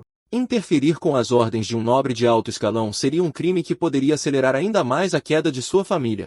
Ele menciona seus irmãos mais novos, ingênuos e inocentes, que não sabem nada do mundo. Em uma lembrança, Sade e Azeuron o parabenizam por entrar na classe avançada. Jade os abraça e confirma que a notícia é maravilhosa. Seus irmãos perguntam se o pai deles poderá sorrir novamente a partir de agora, e se a família deles será feliz de novo, deixando Jade sem palavras. Ele permanece em silêncio diante da pergunta deles. Então, Jade os abraça novamente e pede que acreditem nele. Ele promete se formar na classe avançada enquanto pensa em seus irmãos e em seu pai. De volta ao presente, Leral diz que não é tarde demais e estende a mão para Jade. Ele lhe pergunta o que há de tão errado em priorizar a família em vez do futuro do reino e o que seus irmãos inocentes fizeram para merecer a ruína. Leral afirma que não importa o quanto ele resista, os irmãos plebeus serão removidos hoje, pois não há professores para salvá-los. Ele estende a mão e exige que Jade se recomponha e complete a missão, garantindo-lhe que não o odeia. Ele propõe que vivam juntos a vida de nobres bem-sucedidos. Jade recusa e afasta sua mão. Ele diz para ele se afastar, afirmando que nunca faria tal coisa. Ele declara que protegerá tanto seus amigos quanto sua família. Leral observa em silêncio. Ele avisa que Jade vai se arrepender disso, e o garoto se prepara para lutar. Leral e os alunos do 2º ano da classe avançada chegam para confrontar Euron e ela. Jade se posta diante deles, determinado a protegê-los. Ele se prepara para enfrentar Leral, que admite que seu oponente é mais forte do que ele esperava. Jade avança, recusando-se a deixá-los vencer. Sua derrota colocaria ela e Eurion em perigo. Leral revela um pequeno punhal, afirmando que o atingirá 10 vezes antes de derrotar os irmãos. Jade questiona o uso de um punhal tão curto. Ele então avança em alta velocidade, mas seu corpo congela no meio do movimento. Aproveitando a oportunidade, Leral o atinge com precisão. Enquanto Jade sente o impacto, seu adversário comenta que já usou espadas longas antes, mas prefere punhais. Ele gosta de ver seus oponentes de perto. Jade cai no chão, e Leral informa friamente que restam 9 golpes. Um de seus companheiros celebra a ativação da habilidade de selar movimento, enquanto o outro admite que ainda é aterrorizante. Nigel explica que eles também tiveram dificuldades no início, mas Leral não luta de verdade. Ele apenas lança um ataque unilateral. Leral olha para sua lâmina e avisa que atacará novamente em 10 segundos. A contagem regressiva começa com Jade ainda no chão, mas ele se levanta, empunhando sua espada demoníaca, preparando-se enquanto a contagem continua. Usando a 4ª forma da espada, ele cria um chicote de energia e ataca seu inimigo. Leral levanta a mão no último segundo para bloquear o golpe, defendendo-se com sucesso. No entanto, o corpo de Jade congela novamente. Leral aparece atrás dele e atinge suas costas. O golpe é poderoso, e o atacante comenta que as reações de Jade são interessantes. Ele então o arremessa ao chão e começa outra contagem regressiva. Ele permanece de pé, observando os segundos passarem. No último momento, Jade ativa a 3ª forma da espada, criando múltiplas lanças que disparam em direção ao seu inimigo. As lanças atingem Leral em cheio. Seus companheiros ficam impressionados. Eles comentam que a classe avançada deste ano é extraordinária para Jade criar tantas lanças mesmo em desvantagem. Jade se apoia no chão com uma mão, ofegante, enquanto uma das lanças perfura a mão de Leral. Mesmo depois de ser atingido, Leral o ataca novamente por trás. Outra contagem regressiva começa. A luta acontece perto do esconderijo de Eurion, onde ele observa em silêncio. Ele diz a ela que o que ouviram sobre as pontuações deve ser mentira. Preocupada, ela teme que os veteranos estejam ameaçando Jade novamente e se pergunta se ele sobreviverá. Yurian tenta acalmar ela, dizendo que ficará tudo bem se forem apenas aqueles dois. Ainda assim, ele admite que tem um mau pressentimento. Na clareira, Jade está de joelhos, exausto. Um dos veteranos pisa em sua cabeça, mas recua rapidamente com medo. Leral o repreende, dizendo-lhe para ir embora se for hesitar. Eles estão aqui para vencer a qualquer custo. O cara pede desculpas e recua rapidamente. Leral se vira para Jade e pergunta se ele ainda está de pé. Ele afirma friamente que todas as tentativas de detê-lo foram inúteis, e agora ele derrotará os irmãos. Ele diz que suas ações foram sem sentido e apenas condenaram sua família à ruína. Aproximando-se, Leral se agacha e questiona suas escolhas, perguntando por que ele está nesse estado. Ele insiste, exigindo saber por que sua família deve cair e por que ele não se levanta. Ele propõe que derrotem os plebeus juntos, garantindo que ele ainda pode salvá-los. Jade então revela que o bloqueio de movimento dura 5 segundos com um tempo de recarga de 10 segundos. Leral o encara, irritado, e pergunta que diferença isso faz. Sem esperar por uma resposta, ele o ataca novamente, exigindo saber que diferença isso faz. Jade se levanta do chão enquanto o outro o observa com fúria. Leral arranca o fragmento de lança de sua mão e pergunta por que ele continua resistindo. Ele o lembra que precisa se formar na classe avançada e pergunta se ele não se importa com a ruína de sua própria família. Mas Jade permanece imóvel, ouvindo seu inimigo questionar por que ele está se esforçando tanto por meros plebeus. Com um leve sorriso, ele pergunta por que Leral simplesmente não se submete. Ele repete a pergunta, querendo saber por que ele age dessa forma por pessoas comuns. Então ele se levanta com esforço e pergunta se Leral tem amigos de verdade. Ele afirma que não consegue nem descrever o quão patético ele é. Os olhos de Leral se enchem de fúria. Ele avança, tentando atingir Jade mais uma vez. O golpe é desferido com força, mas algo para no meio do movimento. Seu punhal é arremessado longe por um ataque repentino. Jade se ajoelha, observando surpreso. Ele pergunta a Euron o que ele quis dizer sobre monopolizar as pontuações. Euron o cura completamente e o avisa para não se exibir novamente. Jade diz seu nome, ainda atordoado. Os outros alunos ficam chocados com a recuperação instantânea, confirmando que os rumores eram verdadeiros. Leral permanece em silêncio enquanto Yurian se aproxima dos veteranos. Com um olhar firme, ele os avisa que não sairão ilesos, especialmente o de aparência sinistra. Ele ordena que se preparem. Leral lhe dá um sorriso ameaçador. Ele pega seu punhal caído e o chama de tolo insolente. Ele avança, gritando que vai esmagá-lo por chegar perto demais, mas Yurian permanece imóvel, esperando o ataque. Ele encara o avanço do inimigo com um sorriso confiante. Ele cria uma esfera de energia na palma da mão. Usando a segunda forma da espada demoníaca, ele acerta um golpe direto em Leral. Leral percebe que Jade já recuperou sua energia, reconhecendo a cura instantânea e completa. Ele reage ao golpe que acabou de receber. Jade se aproxima e pergunta a Eurion por que ele veio. Ele continua, dizendo que Eurion deveria saber o quão perigoso este lugar era. Eurion ressalta que Jade estava gravemente ferido. Jade está confuso, pois pensou que o havia curado e pergunta se esqueceu de algo. Eurion o tranquiliza, confirmando que sua cura foi perfeita e que ela também está bem. Ele explica que estava protegendo a equipe da princesa, e Jade questiona por que ela está aqui. Jade diz que isso é um alívio. Leral interrompe, perguntando sobre o que estão sussurrando e reclamando que está se sentindo excluído. Jade se surpreende com a confissão de solidão de Leral, enquanto Yurian acha o comentário curioso. Ele sente a mana de Leral transbordando com intenção de matar. Jade avisa Yurian para se preparar para correr. Eurion comenta que o homem é muito mais perigoso do que ele imaginava, apesar de ter acabado de chegar. Leral pergunta quem disse que os deixaria escapar. Jade percebe que Leral está usando a habilidade que restringe seus movimentos novamente. Ele se pergunta qual deles está realmente sendo imobilizado. Leral avança com um punhal, e Jade questiona qual alvo ele está mirando. Ele reage à velocidade de seu oponente e invoca a espada demoníaca. Ele então usa a oitava forma para forjar um escudo e bloquear o ataque. Jade afirma que era previsível que Leral travaria seu movimento. Leral o insulta. Yurian pergunta se aquilo pode mesmo ser chamado de espada, achando a situação conveniente, enquanto Jade percebe que a paralisia era para forçá-lo a proteger Eurion. Leral questiona se ele previu o ataque, já que criou o escudo antes de seu corpo parar. Ele agarra Jade e comenta sobre sua contorção e resistência. Yurian amaldiçoa seu rival, chamando-o de feio. Ele avisa que se Leral mostrar o rosto novamente, ele o matará antes mesmo que perceba que ele está lá. Leral reage à ameaça e pergunta o que isso quer dizer. Ele se pergunta por que sente medo. Yuri ativa sua habilidade de cura em Jade, que pergunta por que Leral parou de atacar. Jade se levanta e declara que esta é a chance deles de derrotar o inimigo. Leral perde a paciência e grita com o grupo. Ele diz que já basta e dá a seus aliados 10 minutos para derrotar todos eles. 3 estudantes aparecem atrás dele. Eles comemoram a ordem, dizendo que estavam esperando por isso.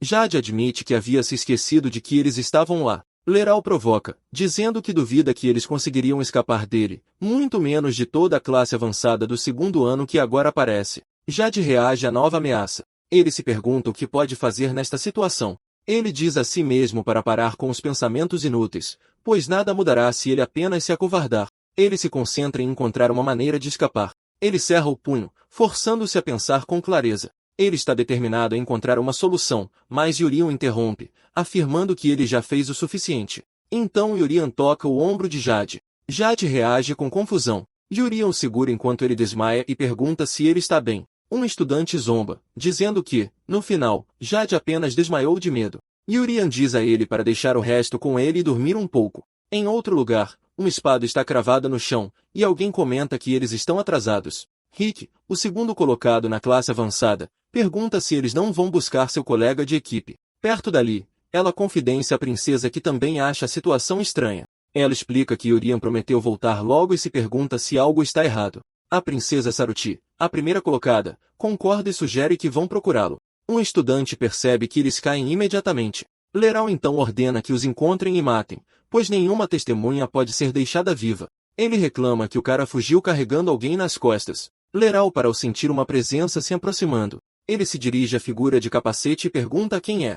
Um estudante exige que ele saia do caminho, lembrando de que estão em uma missão de seus superiores. Yuri Sungun comenta que já faz um tempo desde seu último treino. Ele aproveita a oportunidade para se alongar e espera que ninguém morra tão facilmente. Leral pergunta uma última vez quem ele é. A figura de capacete se identifica como Yuri, o espadachim genial. Leral ordena que ataquem enquanto ele está parado, e 3 estudantes avançam. Um sorriso se espalha pelo rosto de Leral. O primeiro era Zenkang, um símbolo de força capaz de esmagar rochas com as próprias mãos. O segundo era Hiro, um garoto estranho que tinha prazer em matar. E a terceira era Kelly, a mais fraca do grupo, mas conhecida por completar qualquer missão que lhe era dada. Leral afirma que todos eles são subordinados excelentes e promete que o estranho diante deles será derrotado lentamente. Ele pergunta se isso é tudo que o oponente pode fazer. De repente, os corpos de seus aliados são arremessados violentamente para trás. Leral vira-se confuso. Os 3 subordinados estão agora presos de cabeça para baixo nos troncos das árvores. Leral observa a cena em silêncio. Yuri Sungang declara que a habilidade de restrição não funciona com ele e diz a Leral para parar com os truques mesquinhos. Leral repete as palavras truques mesquinhos com desprezo. Yuri repreende-o, dizendo-lhe para ouvir quando alguém está a falar. Leral avança com um punhal, mas o seu ataque é facilmente bloqueado. Yuri afirma que não ia funcionar. Ele então pergunta se é a única coisa que Leral sabe fazer. Leral apenas o encara em silêncio, irritado. Leral desfere uma barragem de golpes, mas Yuri defende-se de todos os ataques. Ele então grita, perguntando qual é o problema, e afirma que o seu oponente não pode vencer apenas a bloquear. Yuri permanece numa postura defensiva. O punhal de Leral estilhaça-se na sua mão. Leral encara o punhal partido enquanto Yuri pergunta se ele é o veterano mais bem classificado. Ele então expressa sua decepção, dizendo que nem sequer vai conseguir treinar se for só isso que Leral consegue fazer. Leral encara-o. Um sorriso espalha-se pelo seu rosto. Ele revela que já passaram 4 anos desde que usou uma espada longa. Leral avança para atacar, e Yuri diz que está ansioso por isso. Ele aproxima-se a alta velocidade. Yuri pergunta se ele está a tentar isso de novo. Ele então questiona por que Yuri pensaria que a sua habilidade se limita a restringir o movimento. Revelando a razão pela qual é o melhor classificado, Leral curva sua lâmina e atinge o ombro de Yuri. Yuri observa a marca no seu ombro. A razão é que ninguém consegue acompanhar a sua velocidade. No ano passado, ele foi o responsável pelo caso de agressão durante a cerimônia de entrada na turma avançada, mas o Conselho de Diretores da Academia Real de Magia anunciou que ele é vital para o sucesso do reino. Leral então questiona como é que ele ousa pensar que pode igualar a sua velocidade. Ele declara que velocidade é poder. Yuri comenta que ele tem um corpo resistente, pois planeava neutralizar o seu braço esquerdo, mas só conseguiu deixar uma marca e depois aponta para a própria marca. Ele então afirma que aquela não é a marca dele. Leral olha para baixo, confuso, e vê uma grande marca no seu próprio peito. Ele então percebe a situação. Leral reage ao impacto do golpe. Yuri acha a situação entediante enquanto Leral cai de joelhos. Leral então afirma que o futuro do reino depende do seu talento. Yuri retruca, dizendo que é irônico vindo de alguém que acabou de tentar um ato tão perigoso. Ele então permanece em silêncio. Uma memória mostra Leral arrastar um jovem Jade pela floresta. Ele então para sobre o rapaz caído, segurando um punhal. Jade aparece, caído e espancado no chão. De volta ao presente, Yuri chama por ele. Ele aproxima-se e avisa-o que não o vai deixar escapar tão facilmente. Leral então pergunta quem ele é.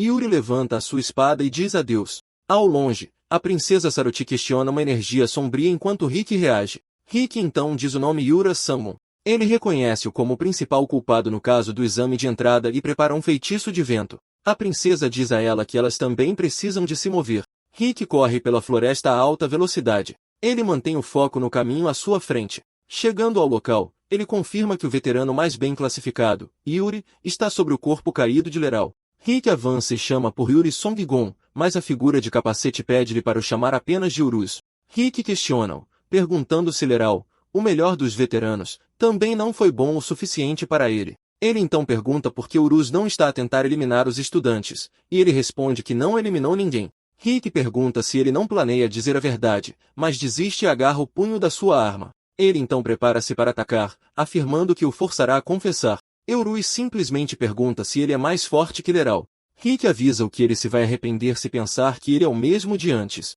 Porque desta vez, ele usará o poder de Y, o grande espírito do vento. A figura de capacete então pergunta sobre o grande espírito. Ersh então explica que ele pode tornar-se qualquer coisa, desde um rei demônio a um rei besta dragão. Uruz então nota que, como esperado, existem outras raças além dos humanos. Rick invoca o nome de Y, o grande espírito do vento, e pede-lhe que o fortaleça. Uruz acha isso muito fixo e pergunta-se se também deveria preparar uma habilidade de despertar. Rick foca o seu poder no seu olhar. Ele então liberta 1000 espadas de vento contra Uruz. Rick termina o movimento do seu ataque. A barragem atinge Uruz em cheio. Ele então comenta que foi bastante refrescante. A energia do ataque dissipa-se. Uruz então agarra o punho da sua própria espada. Com um único golpe, ele afasta as lâminas restantes. Ele então pergunta-se se isto vai funcionar. A arma de Rick começa a ser envolvida por uma energia. Ele vê o breve momento em que o seu oponente baixa a guarda como uma oportunidade de ouro. Rick então prepara-se para terminar a luta com um único golpe, mas Uruz observa o ataque aproximar-se e diz que é muito bom. Ele então faz uma pergunta sobre as duas letras que o seu oponente está prestes a ver. Rick prepara-se para dar a resposta. Uruz aparece atrás dele e ataca, revelando que a resposta é imagem residual. Ele repreende-o, queixando-se que Uruz o apanhou de surpresa novamente. Uruz então comenta que, mesmo assim, ele é melhor que o resto dos estudantes do segundo ano. Um anúncio informa-os de que a aula conjunta da turma de honra do primeiro ano com os veteranos foi cancelada. A razão foi que Urizu, o suspeito no incidente com os nobres, apareceu e confrontou os estudantes novamente. Ji então caminha com determinação por um corredor. O diretor Mage chama-a pelo nome, Aion. Ela pergunta se ele recebeu o relatório. Ele confirma, dizendo que ouviu sobre o incidente enquanto os outros professores a procuravam. Ji explica que foi impedida de ir ao local, e o diretor comenta que não pensava que ela fosse do tipo que se contém. Ela então revela que ficou parada de propósito, pois nunca imaginou que seus alunos seriam afetados. Jai acredita que isto foi feito por alguém com alta autoridade, capaz de manipular diretamente os professores. O diretor Magis concorda, afirmando que também acredita que o culpado é um nobre de alta patente. Ela então encara-o seriamente. Uma imagem da sua sala de aula danificada passa pela sua mente. No meio dos destroços, ela dirige-se ao diretor. Então ela diz que espera que ele não esteja envolvido neste incidente. Magis chama-a pelo nome, Ivan. Ele afirma que a situação é inquietante não apenas para ela. Ji diz que também está furiosa por os alunos terem sido afetados. Ele jura que não está envolvido e revela que está a interrogar os professores que a detiveram, pois acredita que eles estavam a seguir ordens. Ela então pede-lhe para investigar os estudantes de honra do segundo ano, já que foram eles que confrontaram os seus alunos. O diretor informa-a que eles estão a recuperar do confronto com Urizu e que a investigação começará em breve. Ji então pergunta-se se Urizu poderia ser um espião enviado pelo Império. Magis responde que ainda não está confirmado, mas que precisam descobrir em breve. Ele conclui que esta pessoa é uma entidade perigosa que pode estar escondida na escola, a preparar os seus planos em segredo. Yurian delicia-se com 2 grandes pedaços de carne. Ela exclama que a comida está deliciosa e oferece um doce a Yurian, que também se está a banquetear com carne. Ele então pergunta-se se isto fará ficar para trás na turma de honra, mesmo que eles planeiem outra aula perigosa. Chris questiona a atitude deles, mas Rizzo repreende-o com irritação. Chris desafia-o a resolverem isso num confronto direto, mas Rizzo responde que ele se vai arrepender do desafio. Ina e Goliath comentam que também foram afetados pelo culpado, mas pareciam bem devido à sua recuperação instantânea. Cia então comenta que tem inveja disso. Mo reage de repente. Cia então pergunta o que se passa. Jade aproxima-se, chamando por ela e Urian. Ele diz que está feliz por ambos estarem a salvo. E Urian pergunta se Jade está bem. Jade confirma que desmaiou de repente, mas está bem, pois acontece ocasionalmente. Ela então diz a Jade que ele tentou arriscar-se para os proteger. Ela então pede que, a partir de agora, ele não tente fazer as coisas sozinho para que possam superar isto juntos. Jade pergunta a ela se eles são amigos preciosos, e ela reage à pergunta. Ele fica feliz com a ideia, mas Urian comenta que a Nuna vem primeiro, seguida pelo menu do almoço, e só depois o Jade. Jade então deseja boa sorte a si mesmo. Na aula conjunta com os veteranos que poderia ter levado ao rebaixamento, todos os alunos do primeiro ano saíram em segurança. Urian também saiu em segurança na turma de honra. Após alguns meses de paz, o diretor Magis anuncia que o estudante especial de magia, Urian, será expulso se reprovar no exame. Urian confirma que isto é verdade, colocando-o em perigo de expulsão. Originalmente, ao inscrever-se como estudante especial de magia, havia uma condição de expulsão por notas baixas. Mas o diretor acredita que ele também passará facilmente neste exame, e Urian concorda. O diretor então limpa a garganta e continua a explicação. Esta sessão é o exame intercalar da Escola Real de Magia, um teste de caça a monstros para a turma de honra. Todos entrarão nas suas respectivas florestas de exame, e para passar é necessário recolher 20 pontos. Rizzo questiona os 20 pontos, achando que parece complicado, enquanto Chris o repreende pela sua maneira de falar. O diretor Magis elogia a pergunta do estudante Rizzo. Ele então revela informações cruciais, explicando que monstros do tipo besta como lobos, ursos e tigres são de nível 1. Ele continua a explicar que monstros do tipo arma como espadas, arcos e machados são de nível 2. Quanto a monstros do tipo desastre natural, como tufões e terremotos, são classificados como de nível 3. Depois ele revela que monstros do tipo doença, que causam várias enfermidades, são de nível 4. E finalmente, ele menciona que existe apenas um monstro de nível 5 no mundo. O diretor então esclarece que, à medida que a força de um monstro aumenta, também aumenta o perigo que ele representa para os humanos. Urian acha a explicação interessante, concluindo que os monstros são adversários da humanidade. Rizzo então interrompe-o e pergunta novamente sobre o sistema dos 20. Magis elogia novamente a boa pergunta do estudante Rizzo. Ele então explica que monstros de nível 1 valem 2 pontos, e monstros de nível 2 valem 5 pontos. Goliath entende que eles só precisam de caçar e juntar 20 pontos, questionando se é necessária mais alguma explicação.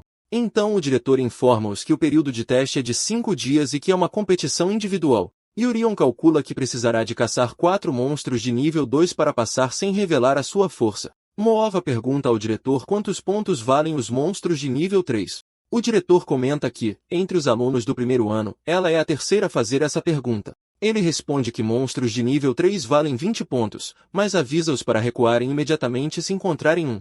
Raquel afirma que um monstro de nível 3 não pode ser superado por um estudante, aconteça o que acontecer. O professor G.R.1B então assegura-lhes que eles lidarão com quaisquer monstros de nível 3 neste exame. G declara que ninguém poderá interferir desta vez, quer sejam monstros ou o adversário, Yurizu. Como guarda exclusiva da turma de honra, ela afirma que tratará disso pessoalmente. Urian acha a vigilância aumentada durante os exames intercalares bastante interessante. A questão permanece se Urian conseguirá passar no exame intercalar em segurança sem revelar a sua força. O diretor anuncia o teste de caça a monstros, explicando que um nível 1 vale 2 pontos e um nível 2 vale 5 pontos. Urian entende que, embora o teste seja fácil, ele precisa de um total de 20 pontos para passar. Acontece que muitos olhos estão a observar este teste, e especialmente os da instrutora G. Chris aproxima-se e pergunta a Urian se ele sabia que o teste é uma competição individual. Ele então provoca-o, questionando como alguém que só consegue curar poderia juntar 20 pontos sozinho. Ela defende-o e assegura-lhe que o ajudará de alguma forma, mas Urian apenas lhe agradece. Ele então responde que, na verdade, prefere que seja assim. O professor Gary Yumbi aproxima-se do diretor. Ele informa-o que já enviou os estudantes para os seus locais designados. Magis parabeniza-o, enquanto uma professora usa uma esfera de cristal para observar os estudantes. A esfera então começa a conectar-se com os locais de teste. A imagem da princesa Saruti aparece claramente no dispositivo mágico. A professora anuncia que a conexão está completa, e o diretor parece satisfeito. Então ele pega numa das esferas e pergunta-se quem será o primeiro a passar no teste. Um professor opina que, naturalmente, a princesa seria a primeira a passar, dado seu talento invulgar para sua idade. Mas Jia Hyunbinbi menciona Riki, afirmando que esse estudante também parece excepcional. Outro professor comenta que todos os estudantes do primeiro ano são excelentes, mas depois pergunta sobre o estudante especial de magia. Um instrutor duvida que o plebeu seja o primeiro, pensando que ele nem sequer conseguirá passar no teste sozinho. A professora preocupa-se, dizendo que não há como ele ser expulso e que Yurian deve absolutamente permanecer na escola. Ji, no entanto, afirma que ainda não viu a sua recuperação total instantânea. Ela então conclui que terão de assistir para saber se ele passará no teste ou não. Na floresta, Yurian pede para não ser observado. Ele então nota um olho flutuante no céu ao observá-lo. Yurian sabe que será expulso se não conseguir 20 pontos e precisa de uma forma de passar sem revelar os seus poderes, mas pergunta-se qual é o limite de força. Ele então recorda que a recuperação total instantânea é uma técnica incrível neste mundo. Yurian então questiona se o limite de força se aplica apenas ao poder de ataque. Um rato gigante aparece atrás dele enquanto ele está distraído. Ele vira-se. Comenta que a criatura tem uma aparência assustadora. O monstro gigante tenta atacar Yurian. Ele então olha para o olho flutuante que o observa. Com o seu cajado, ele cria um grande redemoinho de água. Um professor fica encantado, exclamando que é um fluxo de água fantástico. Um dos instrutores fica surpreso que um estudante esteja a usar o dispositivo mágico que ele criou daquela maneira. Ji comenta que ele tinha um poder mágico excelente, mas acrescenta que a sua força é insuficiente, e a criatura permanece de pé. Yurian então provoca-o, dizendo que parece um rato molhado. Ele nota que, como esperado, a este nível, não há dor no seu coração. Uma memória emerge de quando seu coração reagiu imediatamente. Naquela altura, ele estava a tentar usar um poder várias vezes maior, o que significa que um certo grau de poder não causará a morte quando descoberto. O rato gigante então divide-se em dois. Yurian agora encontra-se rodeado por 3 monstros idênticos. Ele então pergunta-se qual seria exatamente o grau crítico de poder. Um monstro esquelético aparece atrás de um dos ratos. Yurian observa a criatura atentamente. Um monstro em forma de espada revela-se então. A criatura avança a alta velocidade, e depois ataca o rato gigante com múltiplos golpes. Yurian desvia dos ataques que vêm em sua direção. A espada derrota os monstros restantes. Os professores observam a cena através das esferas de cristal. Depois que a fumaça se dissipa, o campo de batalha fica em silêncio. Então, ele usa sua habilidade para se recuperar. Um professor comemora a recuperação instantânea enquanto um instrutor se surpreende por não haver dano. Yurian então comenta que um monstro de nível 2 como aquele valia 5 pontos. Ele então se pergunta se ela está coletando bem seus pontos. Jade avisa ela para ter cuidado com o monstro à sua frente. A criatura se revela ser um monstro de nível 2. Jade então sugere que eles cuidem disso rapidamente para encontrar Yurian. Ela comenta que ele pode estar em apuros enquanto o monstro do machado prepara um ataque. Jade e ela então observam a criatura se aproximando. Ele avança para interceptar o golpe do monstro com sua própria habilidade. Então, ele tenta conter o ataque que se aproxima. Jade reage ao poder da criatura. Ela se junta a ele para ajudar a bloquear o golpe. Juntos, eles unem forças para resistir ao ataque. Jade luta para manter a defesa, mas a força do impacto os arremessa para trás. Jade então agradece a ela, e ela diz que conseguiu parar o ataque graças a ele, seu precioso amigo. Ele reage ao comentário enquanto ela menciona que suas mãos ainda estão dormentes. Ela percebe que um monstro de nível 2 é muito mais forte e teme que Yurian possa se ferir gravemente. Ela então mostra sua determinação. Ela declara que eles precisam se apressar, cuidar do monstro e encontrar Yurian. Jade então concorda com o plano. Ela concorda, e Jade comenta que será difícil para aquele cara juntar pontos sozinho. Eles acabaram de lutar contra um monstro de nível 2. Isso os deixou mais confiantes, pois o inimigo era forte, mas não imparável. Mas agora, a dupla olha para cima surpresa. Uma grande tempestade começa a se formar no céu. Então, um monstro de nível 3, um furacão, aparece diante deles. Na sala de vigilância, os professores observam o progresso do exame. Uma de suas esferas de cristal mostra Yurian sozinho na floresta. Os instrutores continuam monitorando os alunos através dos dispositivos mágicos. De repente, uma das esferas de cristal começa a rachar. O professor que a segura reage, perguntando o que é aquilo. O diretor Magis é informado sobre as áreas A2, B3 e C1. Um instrutor fica surpreso ao saber que um total de 3 monstros de nível 3 foram avistados. Magis então afirma que isso é estranho. Esta era a floresta designada para os alunos do primeiro ano, onde apenas monstros de nível 1 e 2 deveriam aparecer. Diante dessa ocorrência incomum, ele chama por Garyon-B, Jerry e Aion. Ele então ordena que eles se movam para os locais onde os monstros de nível 3 foram avistados. Magis declara que eles devem proteger os alunos, o futuro do reino, não importa o que aconteça. Na floresta, o monstro furacão se manifesta. Ela olha para cima, se perguntando o que está acontecendo. Ela então se pergunta o que exatamente é aquele monstro de nível 3. Eles se perguntam por onde começar e como atacar aquela coisa. Jade então grita para ela se concentrar. Ele avisa que os professores chegarão em breve e que ela não deve ser atingida até lá. Ela então concorda com o plano. Seus pensamentos se voltam para Yurian e ela se pergunta se ele está bem. De repente, o corpo de ela começa a flutuar no ar. Jade estende a mão, gritando para ela pegá-la. Suas mãos quase se tocam no ar. Ele agarra e a avisa para não soltar, aconteça o que acontecer. Jade usa sua habilidade para tentar pousar em segurança no chão. De repente, Jade sente o perigo se aproximando. Ele grita para desviar enquanto o monstro lança um ataque. O golpe atinge os dois, mandando-os pelos ares. Deitado na grama, Jade pergunta a ela se ela está bem, e ela confirma. Jade se apoia, olhando para cima. Ele percebe que é uma crise atrás da outra, com ambos os monstros bloqueando seu caminho. Jade e ela se preparam para a batalha que se aproxima. Ele então foca sua energia enquanto ela prepara sua espada. Jade então grita que, para escapar, eles precisam forçar a passagem. O monstro do machado avança para atacar. Jade se prepara para bloquear o golpe. Usando a oitava forma de sua espada sombria, ele cria um escudo para se defender do ataque. Como esperado, ele bloqueia o golpe com sucesso. A espada de ela é envolvida por energia. Ela então salta sobre o escudo de Jade para atacar o outro monstro. Sua lâmina então colide com a criatura. Ela reage ao impacto do golpe. Seu ataque causa apenas danos superficiais à criatura. Jade então corre até ela e diz que está bem, surpreendendo ela. Ele então avança em direção ao monstro. Numa lembrança, sua mãe questiona se ele realmente pretendia se sacrificar para proteger sua família. Jade então responde que está bem e não tem medo se for por eles. Sua expressão então se enche de preocupação. Ela então o corrige, dizendo que isso não é verdade, e continua, afirmando que ele não precisa se sacrificar pela família.